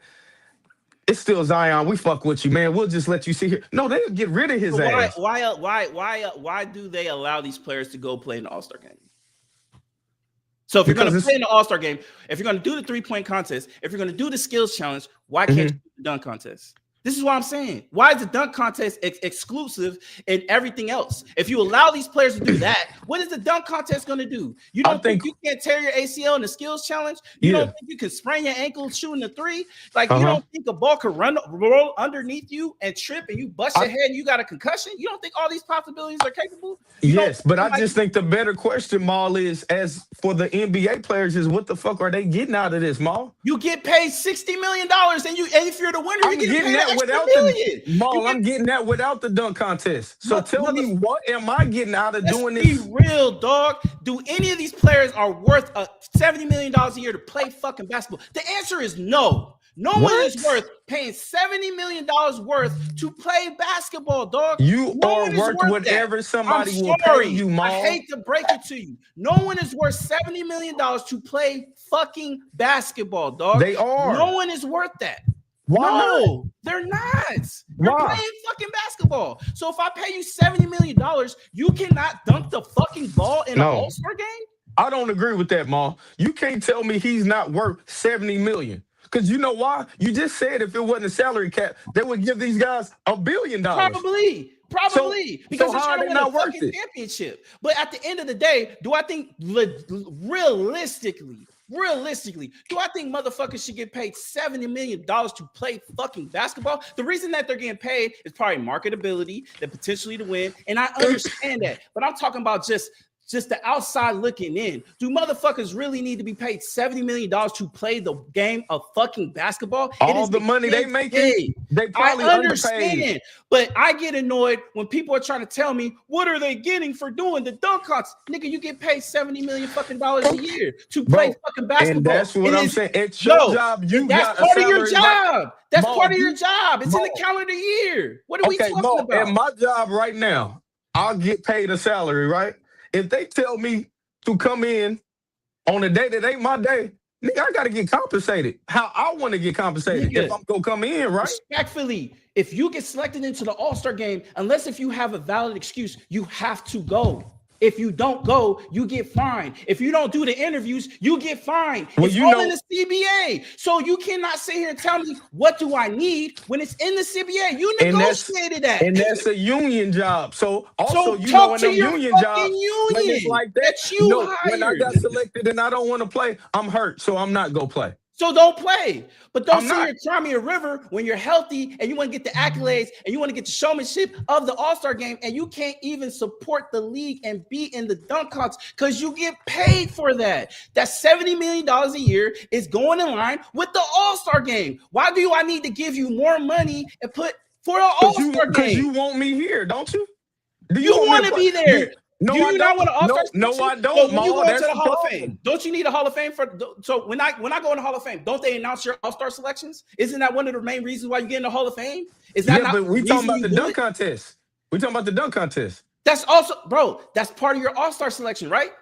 But if we're going to talk about dunk contest, let's talk about everything. Let's talk about. You can do one and not the other. But you can do what? The All-Star game. I'll play that because we already know they're not gonna play hard. So yeah, that's But why you they can play the All-Star game. If I'm going based on your what ifs, you could potentially hurt yourself, right? Yes, I agree. So why Yes, even participate then? If you could do I'm the not All-Star gonna. game, you can do the dunk contest. That's all You I'm can saying. Bro. half-ass the All-Star game, Maul. You You know. can half-ass the dunk contest. We saw what Jalen Brown Okay. did. What are we talking Okay, about? so which All right, man. We just go in circles. My bad. I hear what you're saying. I'm not saying you're wrong, but come on, man. Why are we really gonna be like, bro? Maul, I think we both want the same thing. We both want the star players in the dunk contest and in the All-Star game. We want the All-Star weekend to be better, period. I just think how we get to that is where we go differ at. Or I don't even know if that's where we differ. I just think that's what we need to do. I just don't think players need to be incentivized. Okay, so that is where we differ. I don't think so because you get paid enough to do it. That is your responsibility. Minus you making it. It is not a guarantee you make the league. That is that is something that is not guaranteed. It is a privilege to be able to be part of this league. So we've had cats from Kobe, Tracy McGrady, Vince Carter, Sean Kemp, Michael Jordan, some of the greatest of all time have done this with no issue. Why is it that these new cats have a problem doing that? Because this is just a different time, bro. It's a different league. It's a different time. I'm not saying it's right. I'm just telling you. You asking privileged kids to do what people that didn't have shit had to do. They weren't privileged before they got in the league. All I keep hearing is they were broken poor and a lot of these stories. That's what I'm saying. So it's a whole different mindset. So why wouldn't you feel that this league has given me the opportunity of a lifetime, that I'm willing to take care of generations of my family, and yet I can't do a simple dunk contest to honor said league who selected me to be a part of this illustrious festivity that honors the greats from the past, the current, and the future, and you can't even take the time to do that? You get paid. What are you talking about? Stop telling me for free.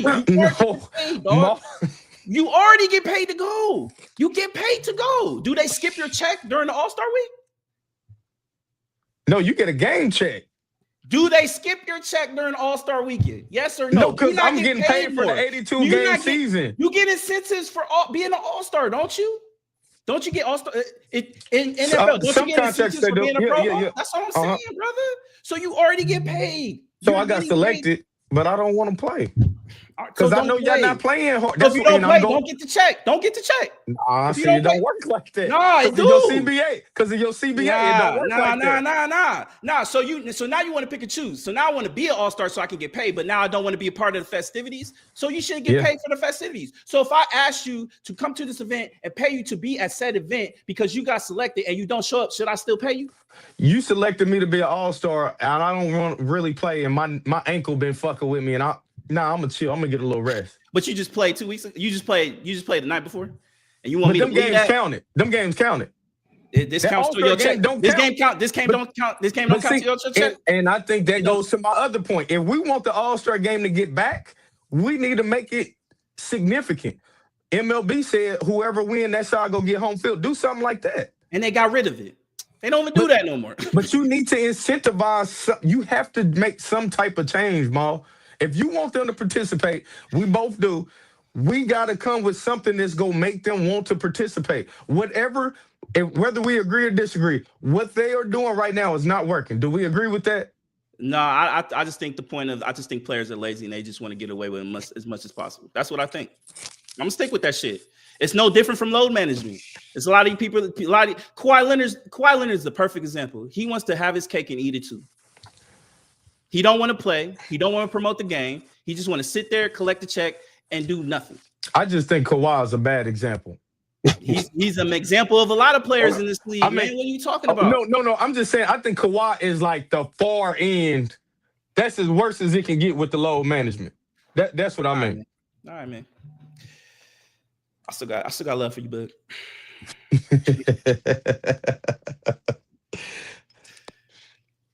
You done? Yeah, I'm good. I'm sure the 77 people watching is entertained. Yeah, I'm talking about with the random news. Are you done? Oh, honestly, yeah, we're done. I think that's enough. I think that's enough. Man. All right, let's do our NFL Week 14 game storyline. Let's do it. Shit.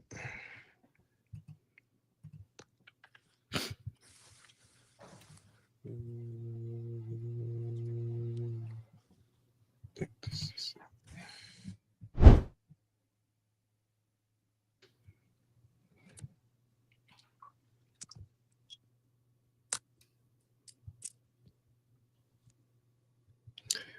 All right. I'll start.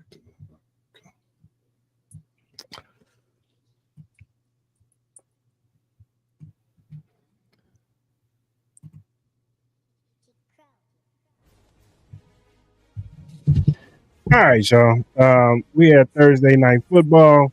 Went off with the Cowboys and the Lions. Teams needed a win to improve their playoff hopes. It's a very high scoring game. Lions won 44-30. CD Lamb had got hurt early, and George Pickens, he turned back George Pickens from Steelers. So yeah, what are those balls? That shit was bad. I think it was like the deep ball he had, and he just let that song when he watched that shit drop. Man, that shit was crazy. Yeah. So it was not a good look for George Pickens, but the Lions did look good offensively. Unfortunately, they did lose Brian Branch for the season. He tore his ACL, so that's something to look forward to. I asked with the Cowboys, will Pickens be a Cowboy next year? Go ahead, Bug. I'll let you go first. Man. No. Pickens, man. He just I don't know, man. He just got that great talent, bro. But it's just something about him. I just feel like he gonna be one of them receivers. He gonna wear thin on people real quick, no matter where he go. Yeah. And you got to be able to be committed to that. I don't think they want to commit to that. It had been times this year he didn't look like the best receiver on the Cowboys, and you still like, I don't know, man. For every great game he got this game like last week where he just don't, and you just can't consistently put up with that type of shit when you're trying to build a culture. Dallas, how they been giving out contracts, I don't know. I think they skip on this one. You didn't pay CD, you go draft another rookie receiver or something, bro. Giving him 30, 40 million guaranteed, it's going to be tough, bro. It's going to be tough doing that. I don't think they do it. I think they found a way because I think Jerry Jones likes this shit. He likes the attention, no matter what the case may be. And then on top of that, you have an exciting offense with him and CD Lamb. No matter how you feel about Pickens, and that's a decent one too. That's a decent top five for sure. Top five for sure. So I think they found a way. I don't think he gets maybe the max money that he probably would want. I think they find a way to make it work though. Maybe front load the contract or something like that. But I think Jerry wants it. I think he's too excited about what he's built so far this year, and I think they'll take it into next year and have high expectations of winning the Super Bowl. So, yeah, that's some Cowboy shit right there. That's Cowboy man. Shit. That's the main reason why I think they'll find a way to sign him. You know what I mean? I think they'll find a way. I think Jerry Jones likes him. I think he kind of puts him in the same instance of like a Michael Irvin or some shit. Not saying he is Michael Irvin, but just the characteristics and maybe just some of the you don't know what you're gonna get on a day-to-day. I can see that. Yeah. Yeah, but at least even though he was off that powder, he knew Michael Irvin was gonna give you 110 on Sunday. George Pickens can do the same though. Like he's a hell of a talented receiver. Yeah, but he don't give you 110 every game.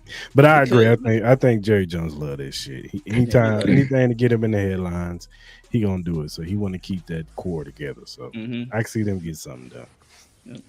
Yep. With the Lions, are the Lions still a threat in the NFC? No. Nah. I don't think the Lions make the playoffs. I feel bad because I love their running back tandem. I like Jameson Williams and stuff like that, and Amon-Ra St. Brown. But that defense, I don't know what's going on with that defense and why they stay hurt, man. Like Deion Branch, I think is a tough loss. That is a brutal loss, and the way honestly the Bears and the Packers been playing, I don't know. I think it's too tough. I think there's a lot of teams in that NFC West that look really good. Yeah, I can maybe see one or two teams coming out of the NFC North, man. Honestly, I don't see the Lions doing it. Yeah, I agree. All right, the Dolphins, they beat the Jets 34-10. The Dolphins have been on like a 4-game winning streak. The Jets, they looked good last week. This week they turned back into the Jets. I ask you, are we sure Mike McDaniels is gonna get fired? Because these dudes are playing a little too hard for him, might lose his job. Yeah, now I mean, shit, you'd have asked me that last month, I'd have said you crazy. He's go probably be the first one out of there. How Yeah. they was looking, especially after that Tyreek. But I don't know, man. You might keep him around one more time. I definitely think you still gonna move on from Tyreek. Yeah, Like he. something's gonna change there. It's gonna be Yeah. some type of big change, but you might give him at least a little short leash to start the year off. Get healthy and see what he can do. Yeah, I think the main question that I think Dolphins fans should be worried about is, are they going to give Tua more years? Because I agree. I'm I like Mike agree. McDaniel's. Like, I get it. Like, maybe he might be more of a guy that might be just better at like a coordinator position, but he has these guys playing hard, so I think you got to respect that. I just think they got to find a way to get rid of Tua, man. They got to find a Yeah. way, and I feel like these games is just going to give them more excuses to kind of hold on to him and see what they got. I think Tua is who he is. Like, he'll have some great games, but when it comes to like a real big crunch time game, like Tua is not that guy. No, I agree. Yeah, I agree with that. With the Jets, do you see a future with this team? Yeah, I guess, I don't know, dog. I think you got some pieces on there, but I think this team has a long way to go, man. I do like what Aaron Glenn is trying. He's trying to get rid of that ugly culture that the Jets have been known for, and he's trying. But look, you don't have a quarterback. I think Tyrod Taylor was out. I think they lost another quarterback. So when you're on your third string, quarterback, emergency quarterback, I think you're going to lose these games like that. But give him a couple years, man. I think Aaron Glenn can find a way to turn it around. I'm not saying he's going to turn them into Super Bowl contenders, but I think he can turn them into something respectable. But it's going to take a while, though.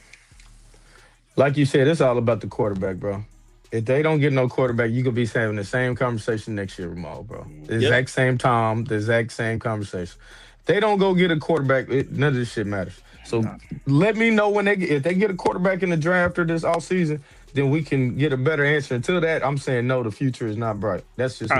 Kyler Murray will be a New York Jet next year. That's my prediction. Yeah, that ain't enough. It's not enough, but I can see that. I think he either going there or I can see the Colts too. Yeah, I'm not a big Kyler Murray fan, but it will be an upgrade to what they got. But yeah, I'm not big. I've been. Chris knows. I'll be trying to hold out hope for my guy, but he ain't it, bro. I know, man. I'll be trying, man. I like them at Oklahoma. I did. The Steelers beat the Ravens 27-22. There was an ever so controversial touchdown by Likely. Some people say it was a catch. Some people say it wasn't. But the Steelers, for the most part, offensively, was just a little bit too much for the Ravens, and Lamar Jackson and them didn't get it done. So I asked with the Steelers, are they going to win the AFC North? Yeah. I mean, shit, don't nobody else want to win it. I mean, I don't have no more faith in Baltimore this year, but I just think this is one of them years, bro. Yeah. A lot of those teams that's been there, this gonna be their little down year. Ravens not making the playoffs. Their defense not good enough to go on a run. Lamar not playing good enough for them to go on a run. Yeah, that's just how I'm with it. I'm not even sold that Steelers is some great team. No, they're not. They look like they could be one and done in the playoffs, to be honest with you. Again. But I just think they go do enough not to lose the AFC North than anybody else. Bengals and Browns is done. So it's really just a two-man race. I got Steelers winning the division. Yeah, I'm with Mark, man. I at this point, man, no one wants any of them. At this point, no one wants any of them. They don't at all. Like, I think if the NFL had their way, I think they would excommunicado the goddamn AFC North right now. They would, man. I don't know, man. At the end of the day, I'm holding out hope. I'm holding out hope. I'm gonna be honest with you. I'm gonna still hold out hope for Lamar because I think, especially with everything going on with your guys' team, I think this is probably one of the best opportunities for anybody to be a new AFC champion. So I hope they find it. You know what I mean? I think if they can find their way in the playoffs, I think they with Lamar. I just think he's hurt, man. I just think there's still something wrong with his hamstring or something's going on. And give him some real receivers. I know Zay Flowers had a good game, but I personally thought it was a touchdown. But at the end of the day, Steelers. No one wants to watch this. No one wants to watch the Steelers in the playoffs, dog. That would be that game will be terrible, dog. No one wants to watch that. No one wants to. Watch you said Lamar still need help? Do I think he still needs help? Yeah, I think he needs better receivers. Yeah, I think so. I personally think so. You can't name me no one that's an elite receiver on that squad. Zay Flowers, so now, he's cool, but I don't think he's elite. So he got to have an elite receiver now. No, I'm just asking because he didn't have everything. What receiver has he had that was elite? No, but I'm saying he has elite skill position. He got 2 good tight ends. He got a top good tight back. ends. He has he has a running back that's good. Yeah, I'll give you that. 2 good tight ends. He has a good receiver room. A tight end that dropped the ball like in the playoffs. Yeah, for sure. I'm not giving him excuses. It's a reality. I think he's had. I'll say this. I think Lamar Jackson, he hasn't performed the abilities that he should have in some of these playoff games for sure. I'll give you that. But I'm not going to sit here and say like he's had top tier receiver talent. I'm not going to say that. No, I think everything else around him, offensive line. I think the running game since Derrick Henry's been there, the defense has been elite. I just think the receivers. I would like to see him win an elite receiver. That's all I'm saying. I'm not trying to give him excuses. I just want to see him with an elite receiver. He's had top tier teams though, right? Yeah, I'm not saying he hasn't. No, I'm not saying he's been on terrible teams. I'm just saying I would like to see him. Look, again, I'm not trying to give him excuses. I think there's been many opportunities where he should have got this team to the Super Bowl. Me personally, with that defense, that running game, and all that. I'm not giving him excuses. I'm just saying I would like to see him with a top tier receiver. That's all I'm saying. I want to see what this offense looks like with a top tier receiver.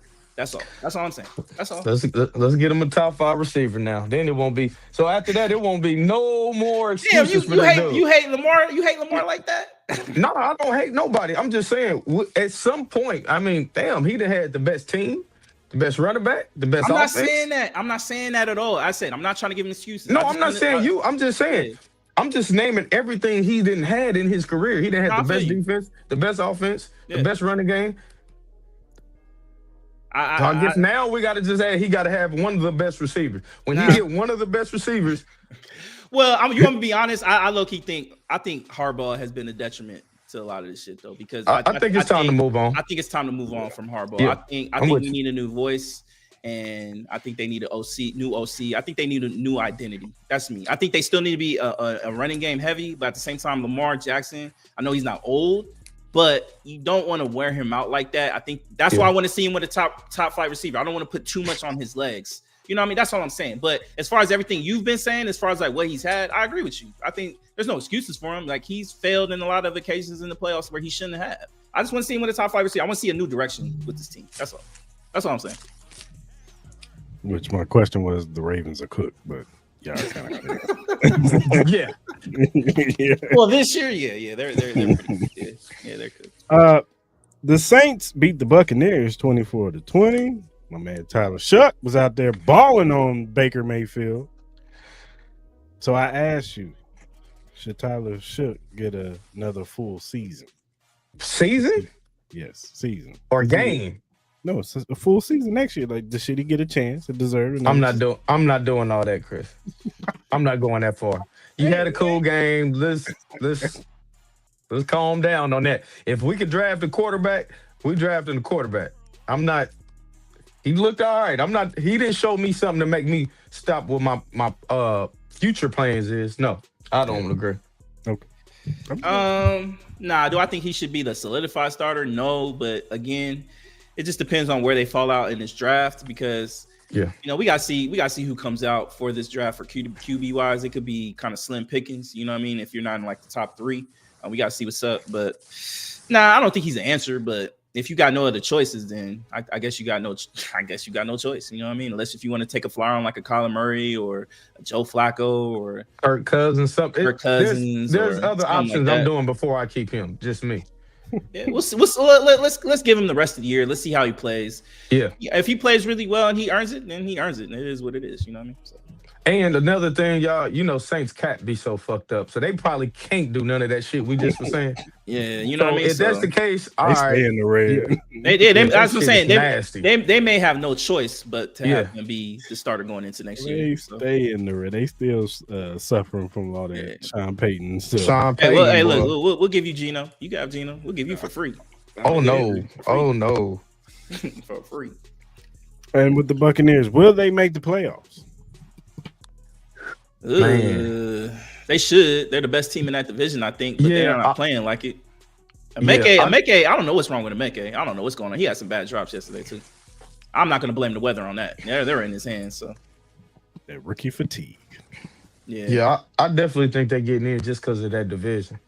But ever since Baker Mayfield was in them MVP talks, he done went. That team in him has not played up to what they was. So I don't know. I'm not sleeping on Carolina. I think Carolina could win that division. I think it's Carolina.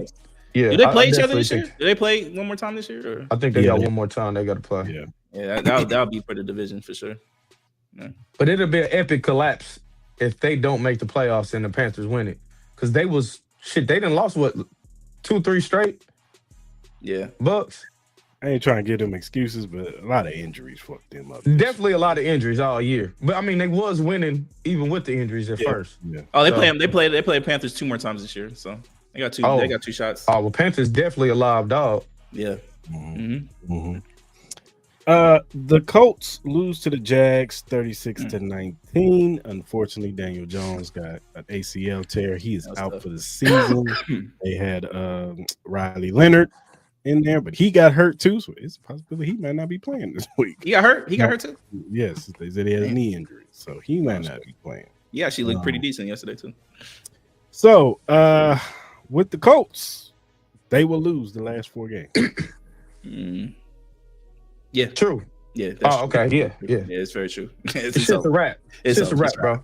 Now you got to look at them sending those 2 first-round picks. That's tough. That's tough. That's gonna hurt now. That's gonna hurt. Like now you got to figure out like what are they gonna do for next year? Like obviously Daniel Jones is out for next year. You really gonna put all your hopes on Anthony Richardson? Like I'm not. That's done. I don't even think that's the option, Mal. Should you consider trading Sauce Gardner for you're not going to get 2 first-round picks for him? Like, could you try to get one? Could you try to get one of those back? That's a conversation you need to start having, because right now this team that was looking like it could be a potential AFC contender for the next couple of years is looking like now they don't. Right back where you was at with no quarterback. Right back to where you was at. Yeah. I think they will be one of the teams that, like you was talking about earlier, to get Kirk Cousins. I think they gonna be that type of team. I don't think they go draft one yet, because I think they still won a little bit too much. Unless they go trade up and get one, I don't think they're gonna be able to go get a quarterback like that. Yeah, I know people have been kind of talking about hopefully Joe Flacco asked for it to get released and he can go to Indianapolis, for the remainder of this year. But yeah, we'll see. How many teams this nigga gonna be on? As much as he got to, bro. Shit. Hey, call for Jameis. Hey, see if Jameis want to be part of that squad. He'll throw like 400 yards. TV. Hey, he'll throw you 400 yards. Like he'll give you 4 picks, but you at least throw 400 yards in that shit.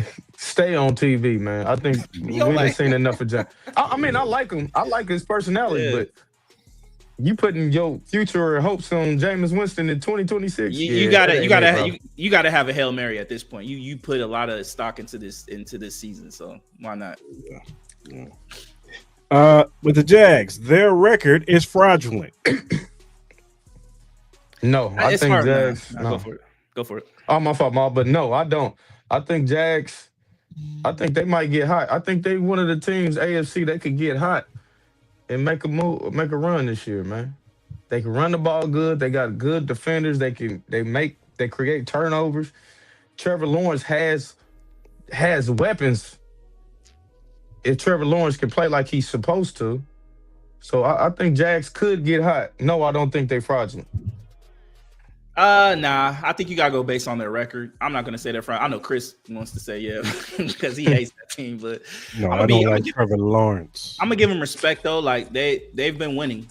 That's all you can ask for. They dominated against the Colts, even though it was during some circumstances where they lost their starting quarterback. But I think I hate to say it. I think the Travis Hunter injury, which I want him to be back, I think it kind of helped this offense a little bit because it kind of helped an identity and kind of like a pretty much, you know where your place is at. You know what I mean? Yep. Like, Brian Thomas is one. You got Jacoby Myers. He was there to kind of affiliate him.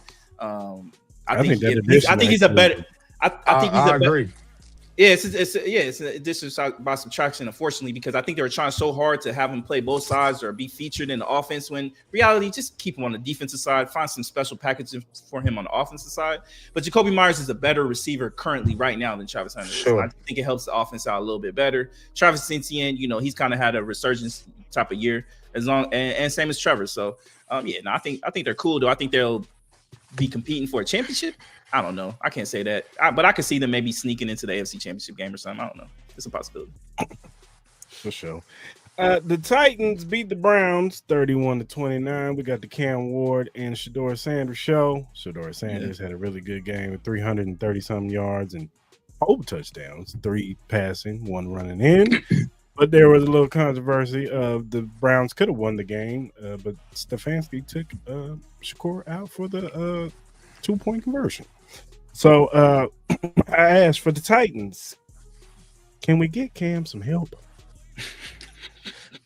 Yeah, I kind of figured this first year it was gonna be like that with him. So I haven't seen nothing from him to think he's not gonna be what I thought he was gonna be. Mm-hmm. I just think this was gonna be that type of year anyway. You go get another top pick. You go get some shit around him next year. I think he'll be okay. I'm not out on Cam Ward yet. Nah, neither am I. I've been saying this for the last month or two. Just survive the year, brother. Don't get hurt. Find a way to the all season. Like, your O-line is terrible. Excuse me. Your O-line is terrible. Your receiving core, even though I like, what's his name? DK or something. He's cool. I like Eli Manor. I like that dude. Yeah, he's cool. I just think that we agree. What did you expect from the Titans this year? Like, I just wanted him to see progression and him not get hurt. That's all I really want to see. So he's a couple games away from succeeding on that. Yeah. With the Browns, should Kevin Stefanski be fired? I don't think that's a good question. Question should be, when is he getting fired? we need to know when. That shit right there. Like, if you just hate Shedeur, just say that. That's cool too. Yeah. Like, I'm not even saying I'm the biggest Shedeur fan, but come on, bro. That shit you just did. Yeah. Shit was malpractice.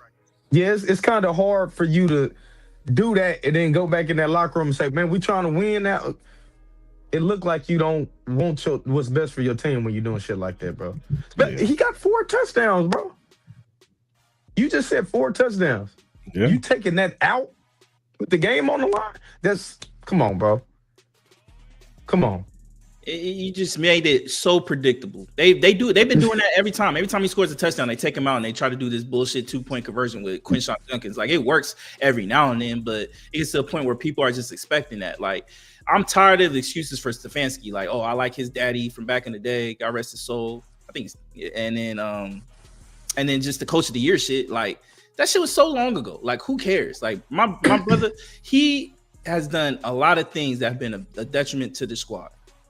There's no reason why Shedeur Sanders shouldn't have been starting over goddamn Dylan Gabriel. There's no reason, bro. You just see the difference in capabilities of this offense. Like, you know what I mean? And he's doing this without getting reps in the offseason, getting reps during the regular season. You've made that very clear. And now that he's starting to get reps with the ones, like, this was third week.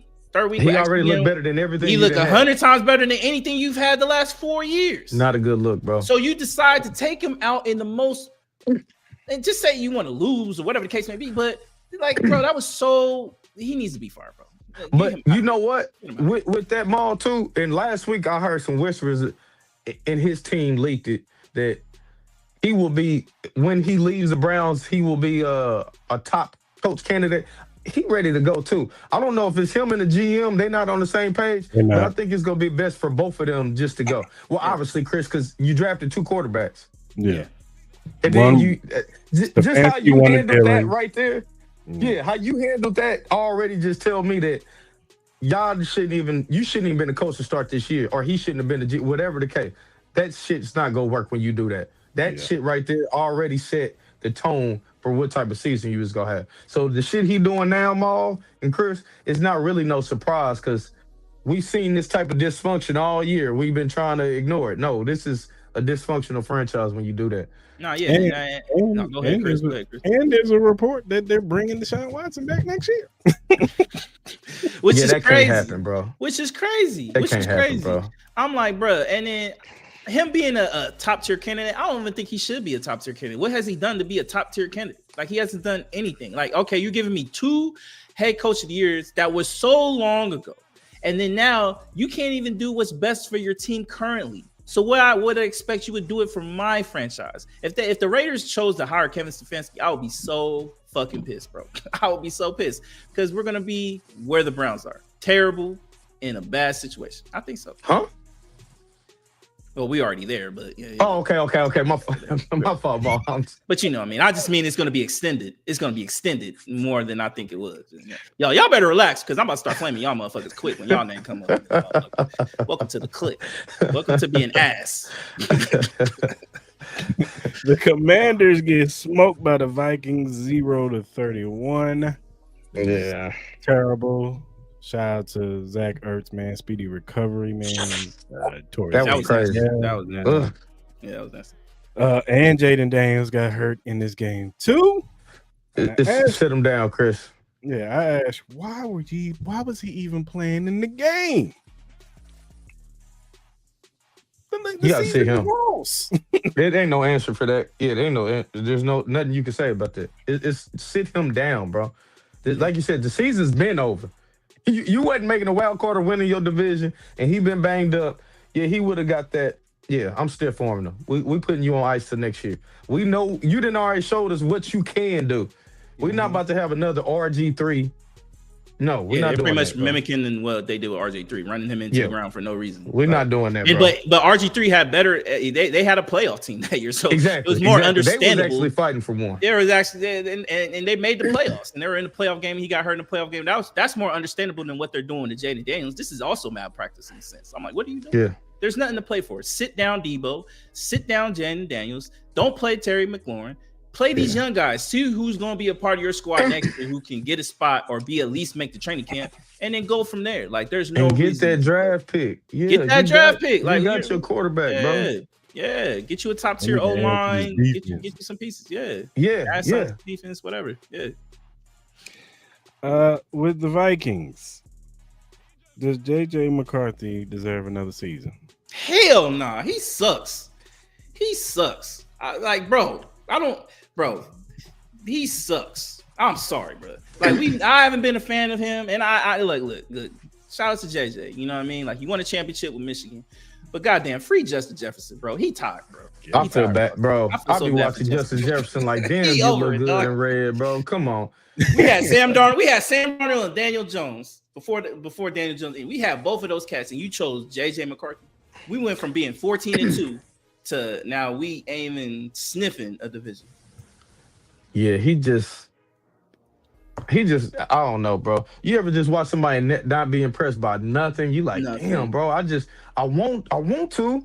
Yeah. Like when they was talking about how he do his little pregame, and I'm like, okay. I watch him and be like, God. But even at Michigan, I didn't see nothing. At Michigan. He got carried by that defense and running game. Oh, is that it? He might have had a couple throws where it was just like, all right, he got him first down, but JJ McCarthy's not it, bro. He's not it. Yeah, I'm moving on from that, Chris. I'm not. I'm at least putting somebody else that's got a legit chance to win the starting job. Like, he can't. There's no way he going to the season with Carson Wentz just being his backup. No, you got to get somebody in there that's legit. Yeah.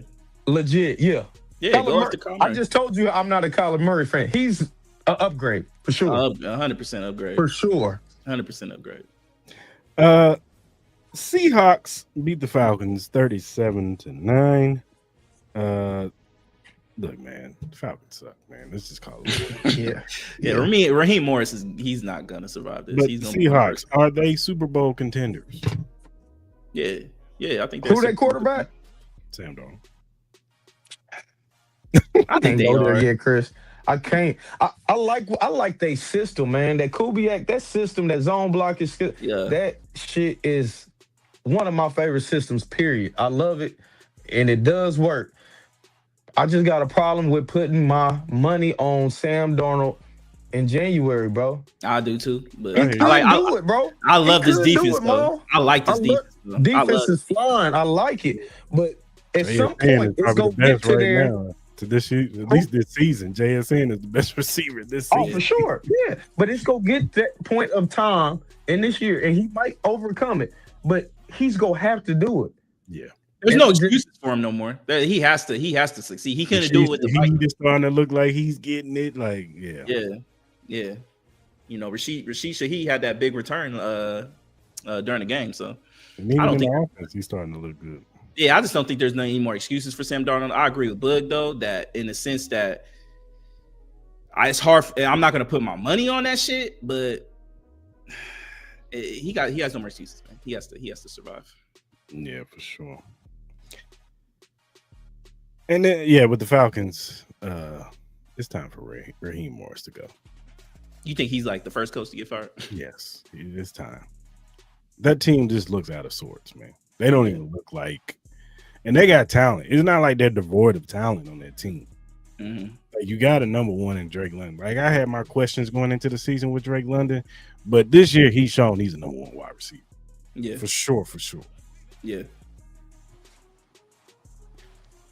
My fault, fellas. No, you good. Yeah, but Drake London has showed he's the Bijan Robinson. I feel like he don't get the ball enough.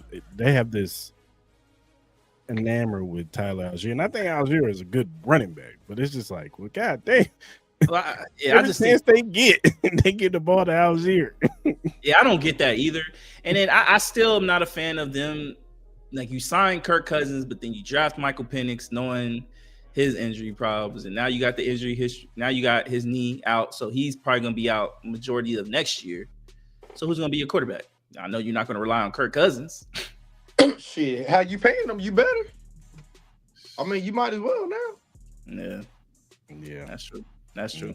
But yeah, Raheem Morris is done. Get him out of there. He's not a head coach. He's not. Nah.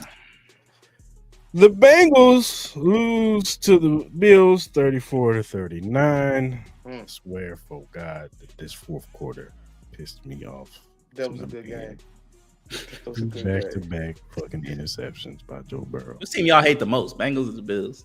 Bengals. Not even close. Sure. And it's more so their fan base. It's their fan base, really. But with the Bengals, Zach Taylor's time is up. Yes. Yeah. It should be. Yeah. I mean, you start slow every year. Since you went to the Super Bowl, you've got worse every year. You got fucking Bengals probably have more players asked for a trade than any team in the league this year. Mm-hmm. What are you seeing from the Bengals? What would be your case to keep them? I think that would be a harder question. What would your case be to keep Zach Taylor? There is no case. My question is when it's gonna start? When we're gonna start questioning when Burrow's time is up? Like, I'm a big Burrow fan, but with all these injuries, it gets to a point like, how many more injuries are you gonna absolve him from until you guys start considering moving on and maybe trading to get some assets for him and making it somebody else's problem with his injuries? He's kind of like the Anthony Davis of the NFL. You know what I mean? All the talent in the world where he could be the best player in the league, but he cannot stay healthy to save God, man. Whether it's a turf toe, whether it's knee, whether it's something else. Ma, you ain't doing no favors with how you construct your offensive line, though. You're not doing him no favors. Nah, I get it. I understand. I know there's a lot of elements to that why he continuously gets hurt. Him throwing the ball 75 times a game, being a shotgun all the time, and not establishing the run. And I get it. I understand it. But I know they'll never do it because I know Joe Burrow's Joe Burrow. But, I think you got to at least see him with a different regime before you get to that. For sure. So let me see when you get a new coach, a new all that. And then if we still getting this, then that is going to be the next conversation. I'm only saying this because Chris knows I would like for him to be a Raider. That's all. Absolutely not. Absolutely not. What you mean? Absolutely not. Absolutely yes. Not. Absolutely yes. I need that. Joe Burrow looks good in black. Joe Burrow looked like a Raider quarterback. He looked like he needed to be a Raider quarterback. No, he don't. He's got that. He got Gino that. look like a Raider quarterback. No, Nah, he don't. See. See, I was trying to be nice, brother. Yeah, you try to bring that out of me, dog. Nah, I ain't gonna do that. Don't do that. Don't wish. With Don't the wish. with the Bills can come out of the AFC. They got no choice. They better win they better win the AFC Championship. There's no more excuses for Josh Allen. This is the best opportunity you got. No Lamar Jackson, no Patrick Mahomes. You got a banged up Justin Herbert. You got a young quarterback with the Patriots and Drake May. This will be his first playoff run. You tell me Trevor Lawrence is gonna be the guy that should stop him? No, like there's no more excuses. Look, let me tell you something, Mal. If that happens, we might have a different conversation about Josh. Broncos, nah, like I get it. They may have better defenses than what Josh Allen does, but Josh Allen, the way they've been bigged him up, and some of the decisions that they made on his team, I don't want to hear no more excuses no more.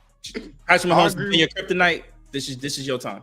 I agree with you with the no more excuses, but I do not think Buffalo's gonna come out the AFC. I'm not saying they are. I just don't think it's good enough. Like Josh Allen he go will them for a couple games, but I just don't think that team overall is good enough for them. I think it's really gonna be somebody new in the AFC, bro. I really do. Yeah. I don't like their defense. Their defense is not good enough. And I'm thinking when they go against real good teams, those offensive weapons look average at best. But you know what the NFL wants. You ain't got Patrick. You ain't got Lamar. Who's your next best big quarterback to put in the Super Bowl? Oh, they want Josh. They want Josh in that motherfucker bad.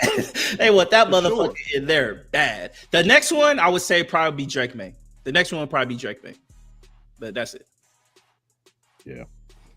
The Broncos beat the Raiders 24-17. Gino got hurt in this game. We got a little Kenny Pickett. Look, man, this was expected. This was expected.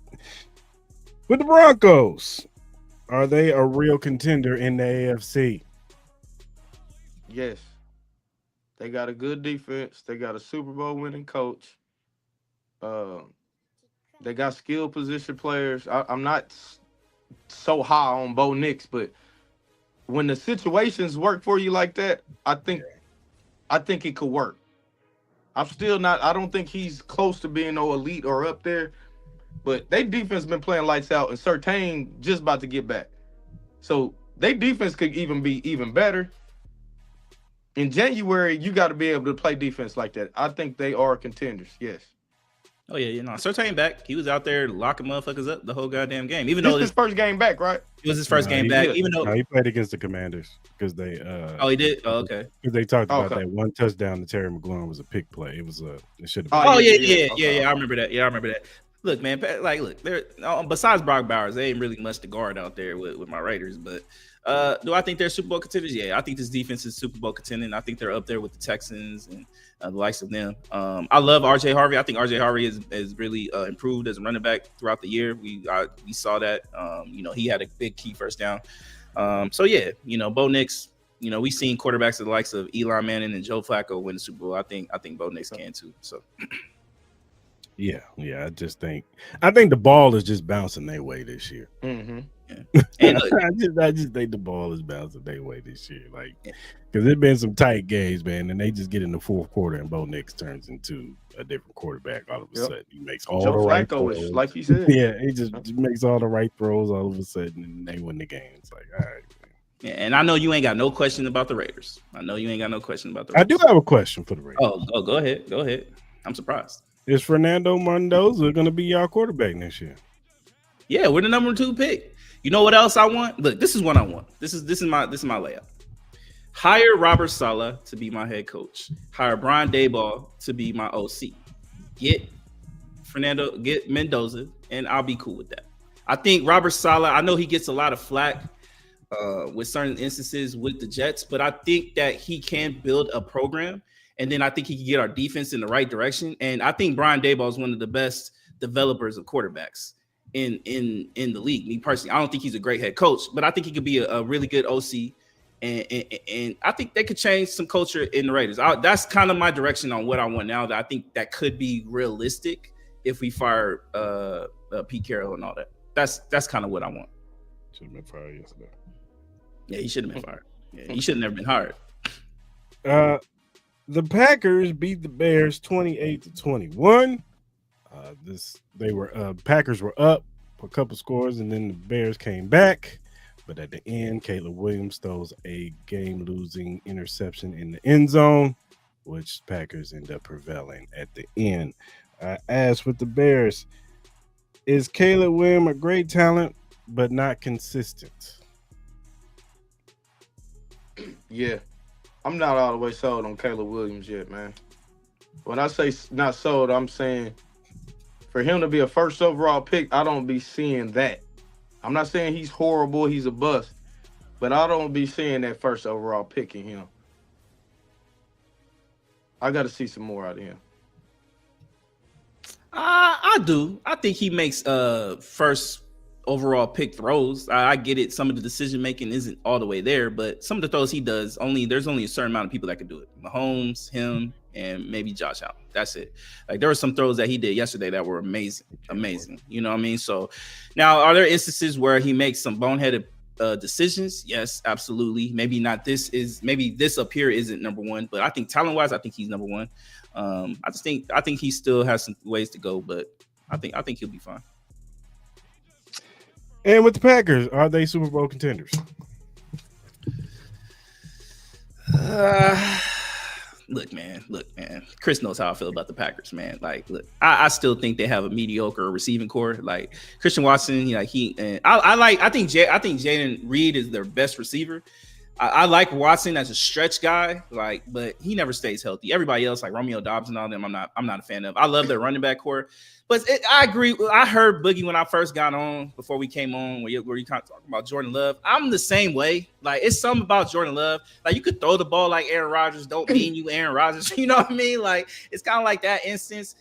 And again, it's kind of like the same conversation we have with Sam Darnold. Like I got to see it in the playoffs, man. I really do. I got to see consistency in the playoffs. I know he's had some games here and there where it's been good, but I don't know. We'll see. Like Micah Parsons' addition is a big plus, but I don't know. There's a lot of great teams in the NFC, man. It's kind of hard for me to have them as the favorites. Yeah, I don't know about the Packers, bro. I know after like week one, I thought they was the best team in the league. Then I thought they was not gonna make the play. I really don't know, bro. I really do not know about the Packers. And like you said, how we was talking beforehand. Let me see him in the playoffs on the road, because don't look like they go. Well, they in the head of their division. They get some home games. I can see the Packers going on a run. They got a good enough team to make a run, because you can run the ball and you can defend. But it's just, I want to be a Jordan Love fan, bro. I don't know, man. When I watch him, I'm just like, oh man. Then I'm like, damn, what? Yeah. Like it's a roller coaster with him, bro. Yeah. So if he can stay consistent, yes, I think Packers could be a contender. But I just don't trust them right now at all, bro. He still throws bad picks. He had a bad pick yesterday. You know what I mean? So you can't do that in the playoffs. The way y'all feel about Jordan Love is how I feel about Justin Herbert. I think they're the same. I think all in the same. I think Jordan Love, Trevor Lawrence, and Justin Herbert are all the same.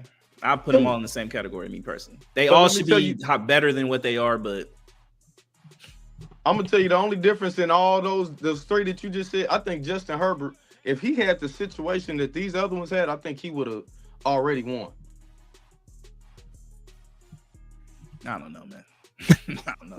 He's had as his coach, like, bro. I know you talk about Lamar Jackson, but Justin Herbert has had some great teams around him. That's all I'm saying. He's had some really good teams around him, man. Not really, because they hurt about time he get in the playoffs.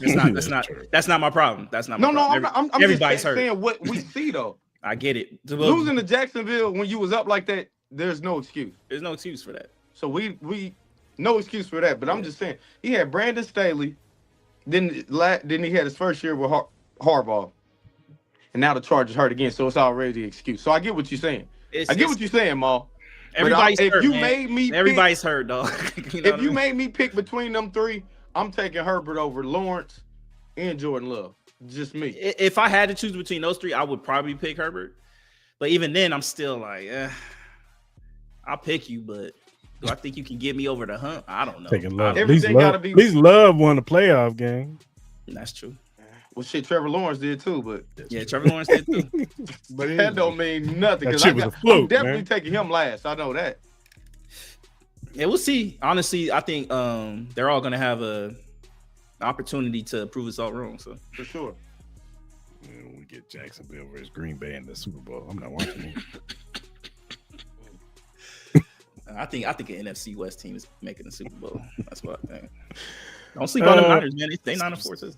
Speak of the NFC West, the Rams beat the Cardinals 45-17. It's absolute ass kicking of epic proportions. I asked you with the Rams, are they the best team in the NFL?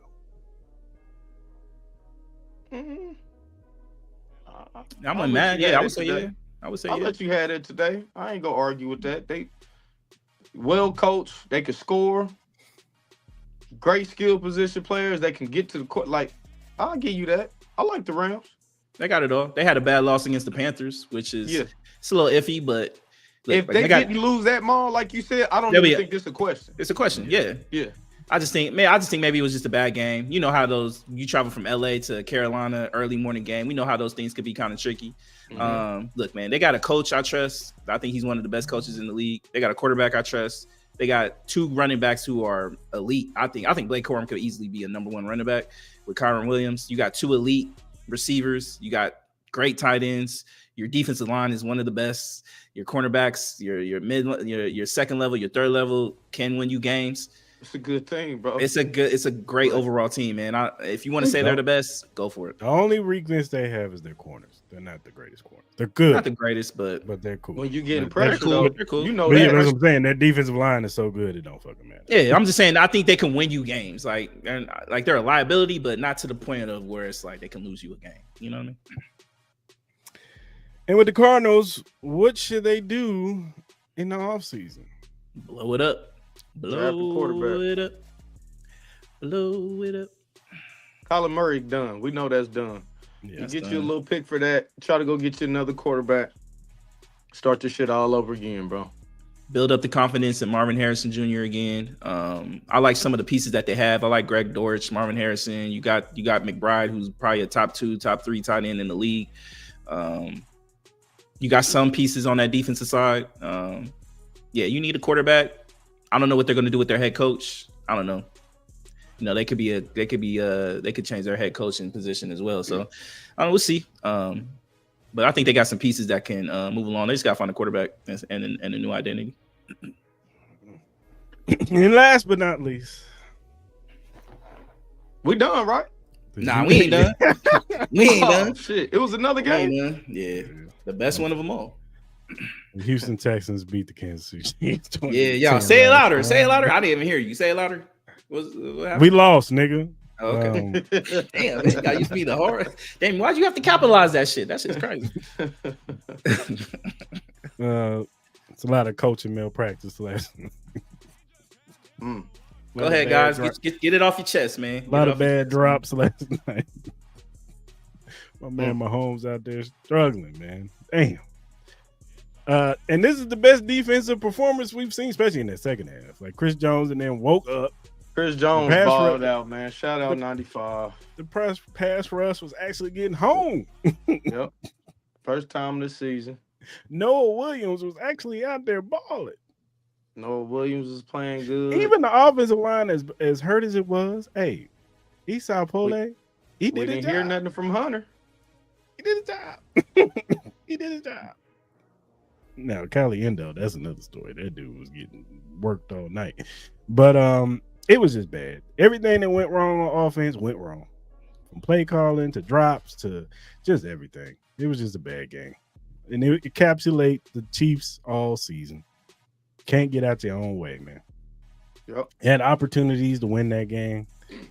That one pick that Mahomes threw down the field to Hollywood, that was just bad. Like you can't throw that ball out.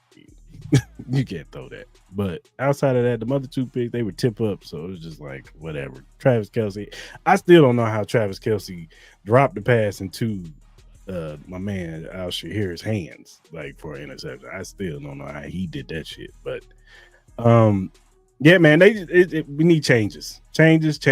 Me and Bud was talking about it before Maul got on. We need changes. Coaching staff, personnel, we need changes. Interesting. But the Texans, Will they win the AFC I South? don't like his. Nah. Chris, I don't like his energy, man. He throwing me off, man. No. Why we skipping so fast? Nah, go ahead, speak in peace, brother. Speak in peace, brother. Let's know Everything Chris just said. I just think the drops. For me, that was probably the most glaring thing for me was the drops, the amount of drops, the people that dropped them. Noah Gray had 2. Kelsey had an important one. Rashee Rice had 2. Like, it just was so many drops. To me, that was something we haven't had that big of a problem with, but I can noticeably see that a lot of the shit we've been complaining about all year, Chris. We've been talking about the pass rush. I know they was better this week. We've been talking about that all year. We've been complaining about not running running in shotgun instead of getting under center. Like, a lot of this shit we've been saying all year long. So, I mean, we'd be saying the same shit, but for me, the receivers coming into this season, this is supposed to be our strength. Rashee Rice back, Worthy first-round pick, Hollywood, Thornton, Kelsey. Thornton dropped a touchdown. Yeah, that's what I'm saying. So it was a good play on last that I'm naming, they had big drops and big moments with it being third-string offensive line. I know everybody want to get on Mahomes and all that, but, man, this dude really literally putting us on his back, willing us. Yeah, he had a couple bad plays, but shit, did you see the play where he fighting off, getting face mashed, throwing it? Like, what else you want him to do, man? I don't know. Coaching, definitely. Andy Reid just ain't been his best year coaching. We don't even got to talk about the offensive coordinator. You talk about moves we need to make. Matt Nagy, I'm praying to God he get that Raiders job. That's what I want. You ask me what I want this offseason? I want Matt Nagy, who I think is a great offensive mind. I would love him to team up with Geno Smith and to see what the Raiders can do. That's what I want. Dave Tobe, it might be time for, like, something's got to happen, and I do agree we have to bring in some new youth and voices. We need somebody else in this building. So whatever those moves are, they need to be made. I don't think that everybody's like the dynasty's over and all. Yeah, I get it, but I don't think it's going to take much for us to get back to being that type of team. Like, there's a couple moves we can make, small or large, that we could be right back where we want to be. We still got Mahomes. Yeah. The sky's not falling, but this season is over. Okay. Yeah. You know what? I love the optimism that y'all have that, y'all can bounce back. But this is a celebration day for me. You know what I mean? I want to thank the Academy Award for seeing the sadness on y'all faces, the anger, and I love it all, man. This is my Super Bowl, man. I ain't gonna cap. This is my Super Bowl. It's been kind of rough for me these last couple years, watching y'all be all giggly and cheerful and shit. Crying tears of Super Bowl championships. Since I ain't gonna sniff a Super Bowl in the next couple years, nigga, this is my fucking Super Bowl. So I was so happy fucking yesterday. Thank you, CJ Stroud, for actually performing well. Thank you to that defense. Thank you to D'Amico Ryans for making all of Raider Nation happy, man. Seeing the Chiefs fans being miserable. I love it, man. Shout out to Travis Kelce, man. Congratulations on that wedding date, man. Hopefully you end your career in happiness. Have a whole bunch of babies with Taylor Swift. Patrick Mahomes, I don't know what to say. Hopefully you have more miserable years ahead of you. Yeah, man. I'm just happy. I'm just happy as hell. I just want to say that, man. Thank you. I can't wait till you get that fucking look off your face. I tell you that. What you mean? I don't like the shit at all, man. What you mean, brother? I don't like that smile. Yeah. I don't like. I thought I was cool. Man. I didn't even go ham. I wasn't disrespectful. I just thanked the Academy, dog. That's all I did. You know what I'm saying? I can't, Chris. It's all good, man. Wait. We still got to beat y'all one more time. I hope we do y'all bad. I need that. Give me the number one pick. Give me the number one pick. I want y'all to beat us. Beat us by 100. Hold on. I don't like this shit. Hold on. I don't care. Give us the number one pick. Because, we be cool, baby. You get that number one. Look. Come on, You man. get that number 1 pick if you take Nagy from us. You do that for me, we do that for you. Nah, I'm cool. Don't wish the devil on me. I'm good. I'm straight. Y'all keep that shit. Keep that bullshit. That motherfucker about to stay with y'all. They ain't gonna make no changes. Andy Reid gonna be there. Travis Kelce probably make an excuse to come back. We same bullshit. Yeah, I think Kelce come back one more year. He gonna try. He You know he gonna try. You know he gonna try. I mean, he's still our number 1 receiver. I know this shit. Patrick Mahomes still gonna come in the season fat as fuck. His girlfriend gonna be annoying as shit. His wife. Know what the fucking wife. My bad. Excuse me. No disrespect. Nah, I mean his brother will be doing TikToks. We all know it's the same shit every year. Ain't heard nothing from his brother in years. What is his brother doing? That's not a bad thing because I'm not complaining. I'm just... honestly, like, what real changes could y'all possibly see? Like, what possible changes could y'all honestly really see? I could definitely see us doing something with that offensive coordinator. Mm-hmm. Y'all think y'all upgrade the running back position? Y'all I thought you was just talking about coaching wise. Everything, everything. Personnel? Everything. I mean everything. Personnel wise, everything. Definitely. I think it's gonna be a philosophy change somewhat. Andy Reid will always be a pass first guy. But I do think we go get an explosive running back. We haven't had that aspect in our offense. And that's usually what Andy Reid has. So I think we will try to get that. I think they go hard on pass rush. Like, I think they are go spend a lot of money there. Usually when it's a problem, Veach goes extra hard in the offseason. Yeah, like he put a little extra sauce on it. So I wouldn't be surprised, like, if we draft a pass rusher in the first round, if we go sign a D lineman first 2 days of free agency, I wouldn't be surprised at all. Like Jawan Taylor, like there's a lot of moves we gonna be able to make to free up money. Jawan Taylor, we know he probably gone. He off the books. Yeah, so you gonna do that. You probably gonna restructure Kelce. You got to restructure Mahomes and you got to restructure Chris Jones. You have to. But it's a lot of moves they can make. A lot of different ways they can go to get back right. Like, we not that far off. It's just been a bad season. I honestly believe nobody. Shit, if I whatever I can do to make that happen. What's y'all cap space next year? What kind of cap space y'all got next year? Right now it probably will look low. Yeah, we in the red. But like I said, we're gonna get out of Jawan Taylor. I think that's gonna free us. I don't want to fuck my numbers up. Like 20 million. It's gonna be like that's 20. gonna free up 20 million. Kelce, Chris Jones, and Mahomes. I fully expect all of them to restructure or something to happen with that. So that's a lot of it's a lot of money right there. Mm-hmm. Mike Dana's probably gonna come up. That's like 10, I think, right there. Yeah, like I'm not really worried about our cap number for real, to be honest. I know we can maneuver around that. For sure. So we'll see. But today's would you resign McDuffie, Boogie? I'm absolutely resigning McDuffie.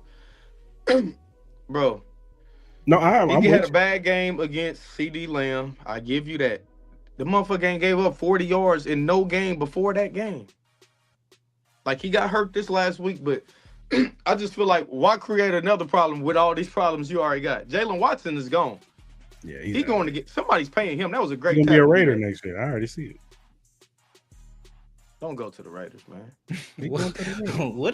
What is your hate against us, sir? Like, what are we doing? Like, we're not having no conversation, man. I see the writing on the wall. He's going to be a Raider. Get your money, Watson, but don't be stupid with it. What you mean? But he's gonna get paid. So, like, we're gonna be all right, bro. We cap wise, like I said, I'm not really worried about it. We got some draft picks. We need to get creative and maybe add another draft pick or two, but we could do that trading up or trading down. Like, we in a good spot. Honestly, believe. Mm-hmm. Yeah, man, you gotta have hope. You gotta have hope somewhere. I ain't mad at that. Man, all these Super Bowl rings we got laying around here, we got more than hope. We all right, man. Cool, it's cool. You know, we got Super Bowl rings. I wasn't alive for them shits, but hey, you know, it is what it is. You got to do this on your Super Bowl rings, though. It's all good. Knock them cobwebs off. Mine, they still clean, fresh. All that. We're good. We'll be right back, man. They'll build some cobwebs here in the next couple of years. Man. No cobwebs. We'll be right back, man. All right, brother. We'll revisit this next year and see where y'all at. For sure, we gonna do that. Same time next year, brother. Same time next year. What's your overall thoughts on tonight's game? Eagles, Chargers. Shit. I need to see the Eagles get out of their ass and actually start performing what they need to do. We know this is an ultra talented team. They're probably one of the most talented teams on paper. I would love to see Saquon Barkley have a decent game. We haven't seen that all year. I don't know. We just need we need no who? No Jalen Carter. Yeah. Either way, this Eagles team should still win this game. But I'm excited to see Omarion Hampton back. I'm really excited to see Omarion Hampton back. You know what I mean? I think he's a really good back. We'll see how Herbert performs. But I don't know who's gonna win though. Yeah, I was about to say these teams is kind of like the same to where they both got talent, but you don't know which team you go get out of them. Yeah. Mm-hmm. So like Philly, I just something is off this year with them. It just seemed like it's the same shit every year. They do this shit every year. But they don't play down to they did it, bro. They did it like 2 years ago when they lost like 7 in a row or 6 in a row. But then they didn't win the Super Bowl that year. That was the year after they went to the Super Bowl. They didn't. Nah, they didn't. I would say this: if Herbert never got hurt, I would pick the Chargers. If Herbert's left hand never got hurt, I would pick the Chargers. Yeah. I really want to say I think the Eagles go win, but I'm really gonna lean towards the Chargers because these are the type of games they win. But then Eagles they need to win this game to the Raiders. Win this game. Like that's just what type of time they be on sometimes. So I'm gonna go with the Chargers. It's in LA, right? Yeah, it's in LA. Yep. Yeah, I'm gonna go with Chargers this week. I think they pull it up. You, Chris? Nah, I'm going with the Eagles.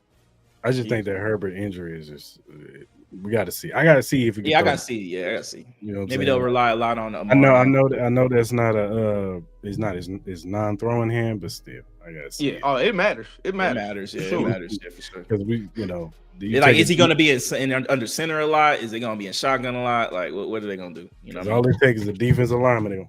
Slap that shit. I'm swiping for that motherfucker too. That arm, not that one you got the ball in. I'm coming for that. So yeah, for sure. Because shit, last week when he broke it, he didn't. I don't even think he put his hand on the ball the whole time. I think he was grabbing that shit with one the whole time. So yeah, they about to give Omarion Hampton and Vidal 70 carries tonight. Yeah. So we'll see. We will see. All right, Boogie, man.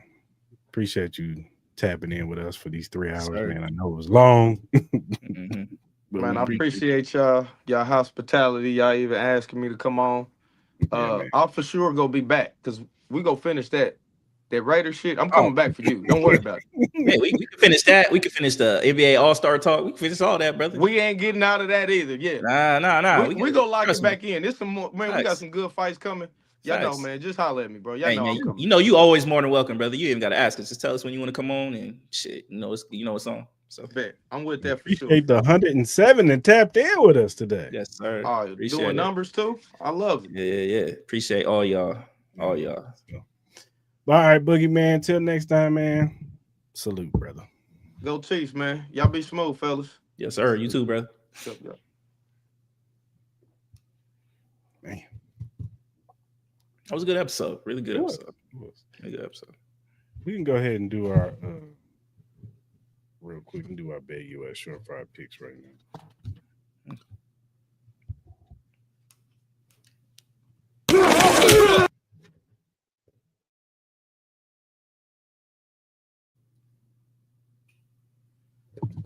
What you got? So real quick, I got the Eagles -2 over the Chargers. I know we kind of talked and said I don't know who I'm gonna pick, but I'm gonna pick the Eagles, man. I just think they're the better team. I think they're the healthier team right now, so I'm gonna pick them. And then we all know that Eagles fan base is gonna be rocking in that LA stadium. So and basketball, I got the Spurs -9.5 against the Pelicans. Look, Pelicans they're down bad, man. Everybody's held. Zion Williamson's out for at least till next year. Their Spurs are getting some players back. Kast was coming back. We're expecting Wembanyama to be back sometime this week. So, Spurs are going to be riding high. And then I got the Kings +2.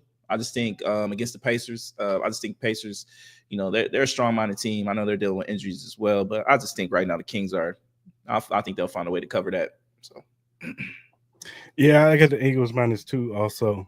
I'm with you. I just think they're the better team right now, more healthier.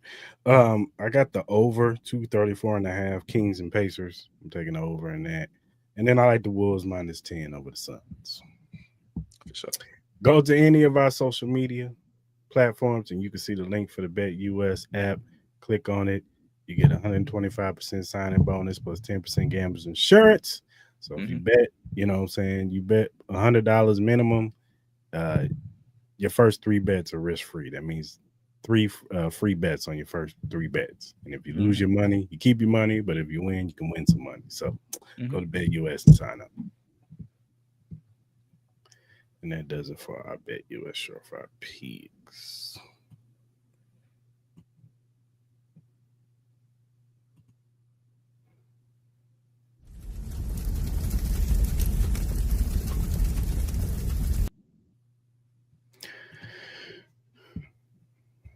All right, man. Who gets your flowers of the week, man? Flowers. Shit, man. I don't know. I'll just give it to Luca. You know, congratulations to him. I know he brought in his family. They brought in a new daughter in. So shout out to Luca, his family, for bringing a new family member in. So yeah, I'll give him flowers for that. My flowers goes to Welcome to Derry series. Boy, don't ruin it for me. I didn't watch the last couple episodes. I'm about to ruin it. I'm just saying, boy, this is a great series, man. One of the better horror series in a long time. They did their thing, man. Whoever created this, they did their thing. And last night did not disappoint. Why? So if you haven't seen it, go watch. If you're into horror and all that stuff, go watch Welcome to Derry. Mm-hmm.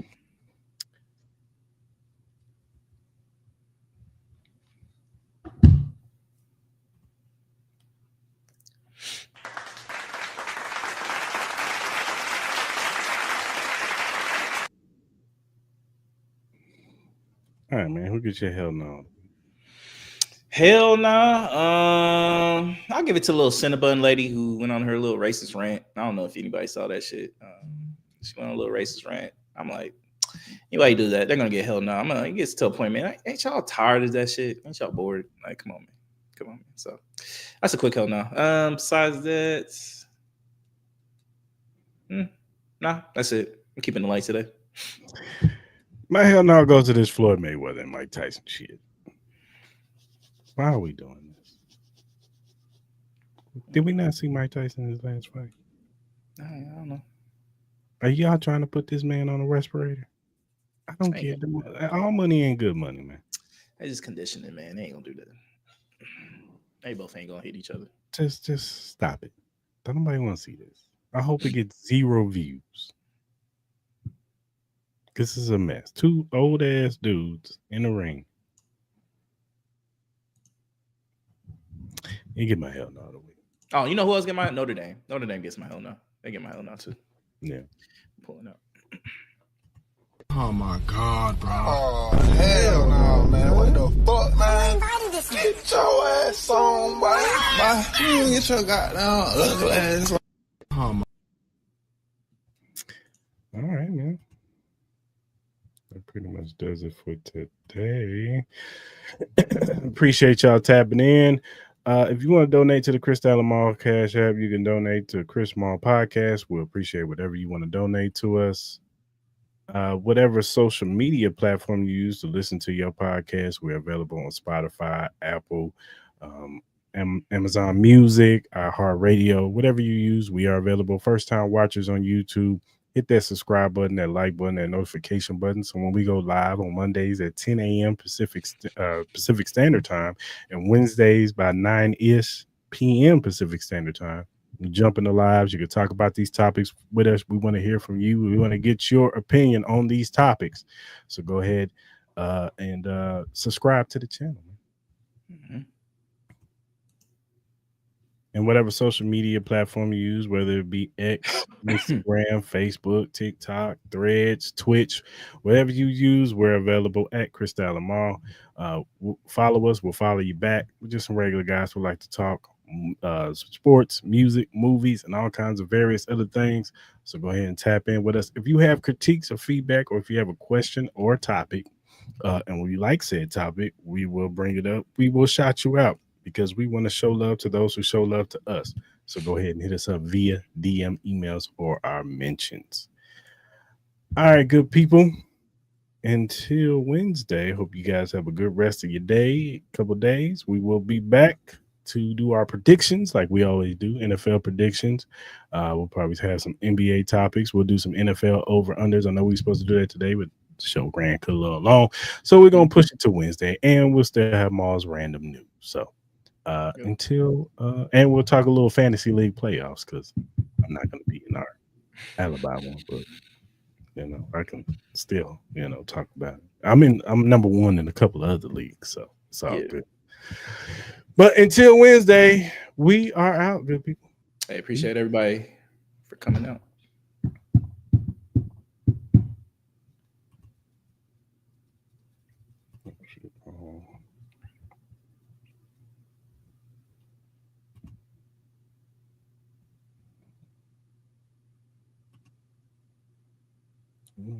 There you go.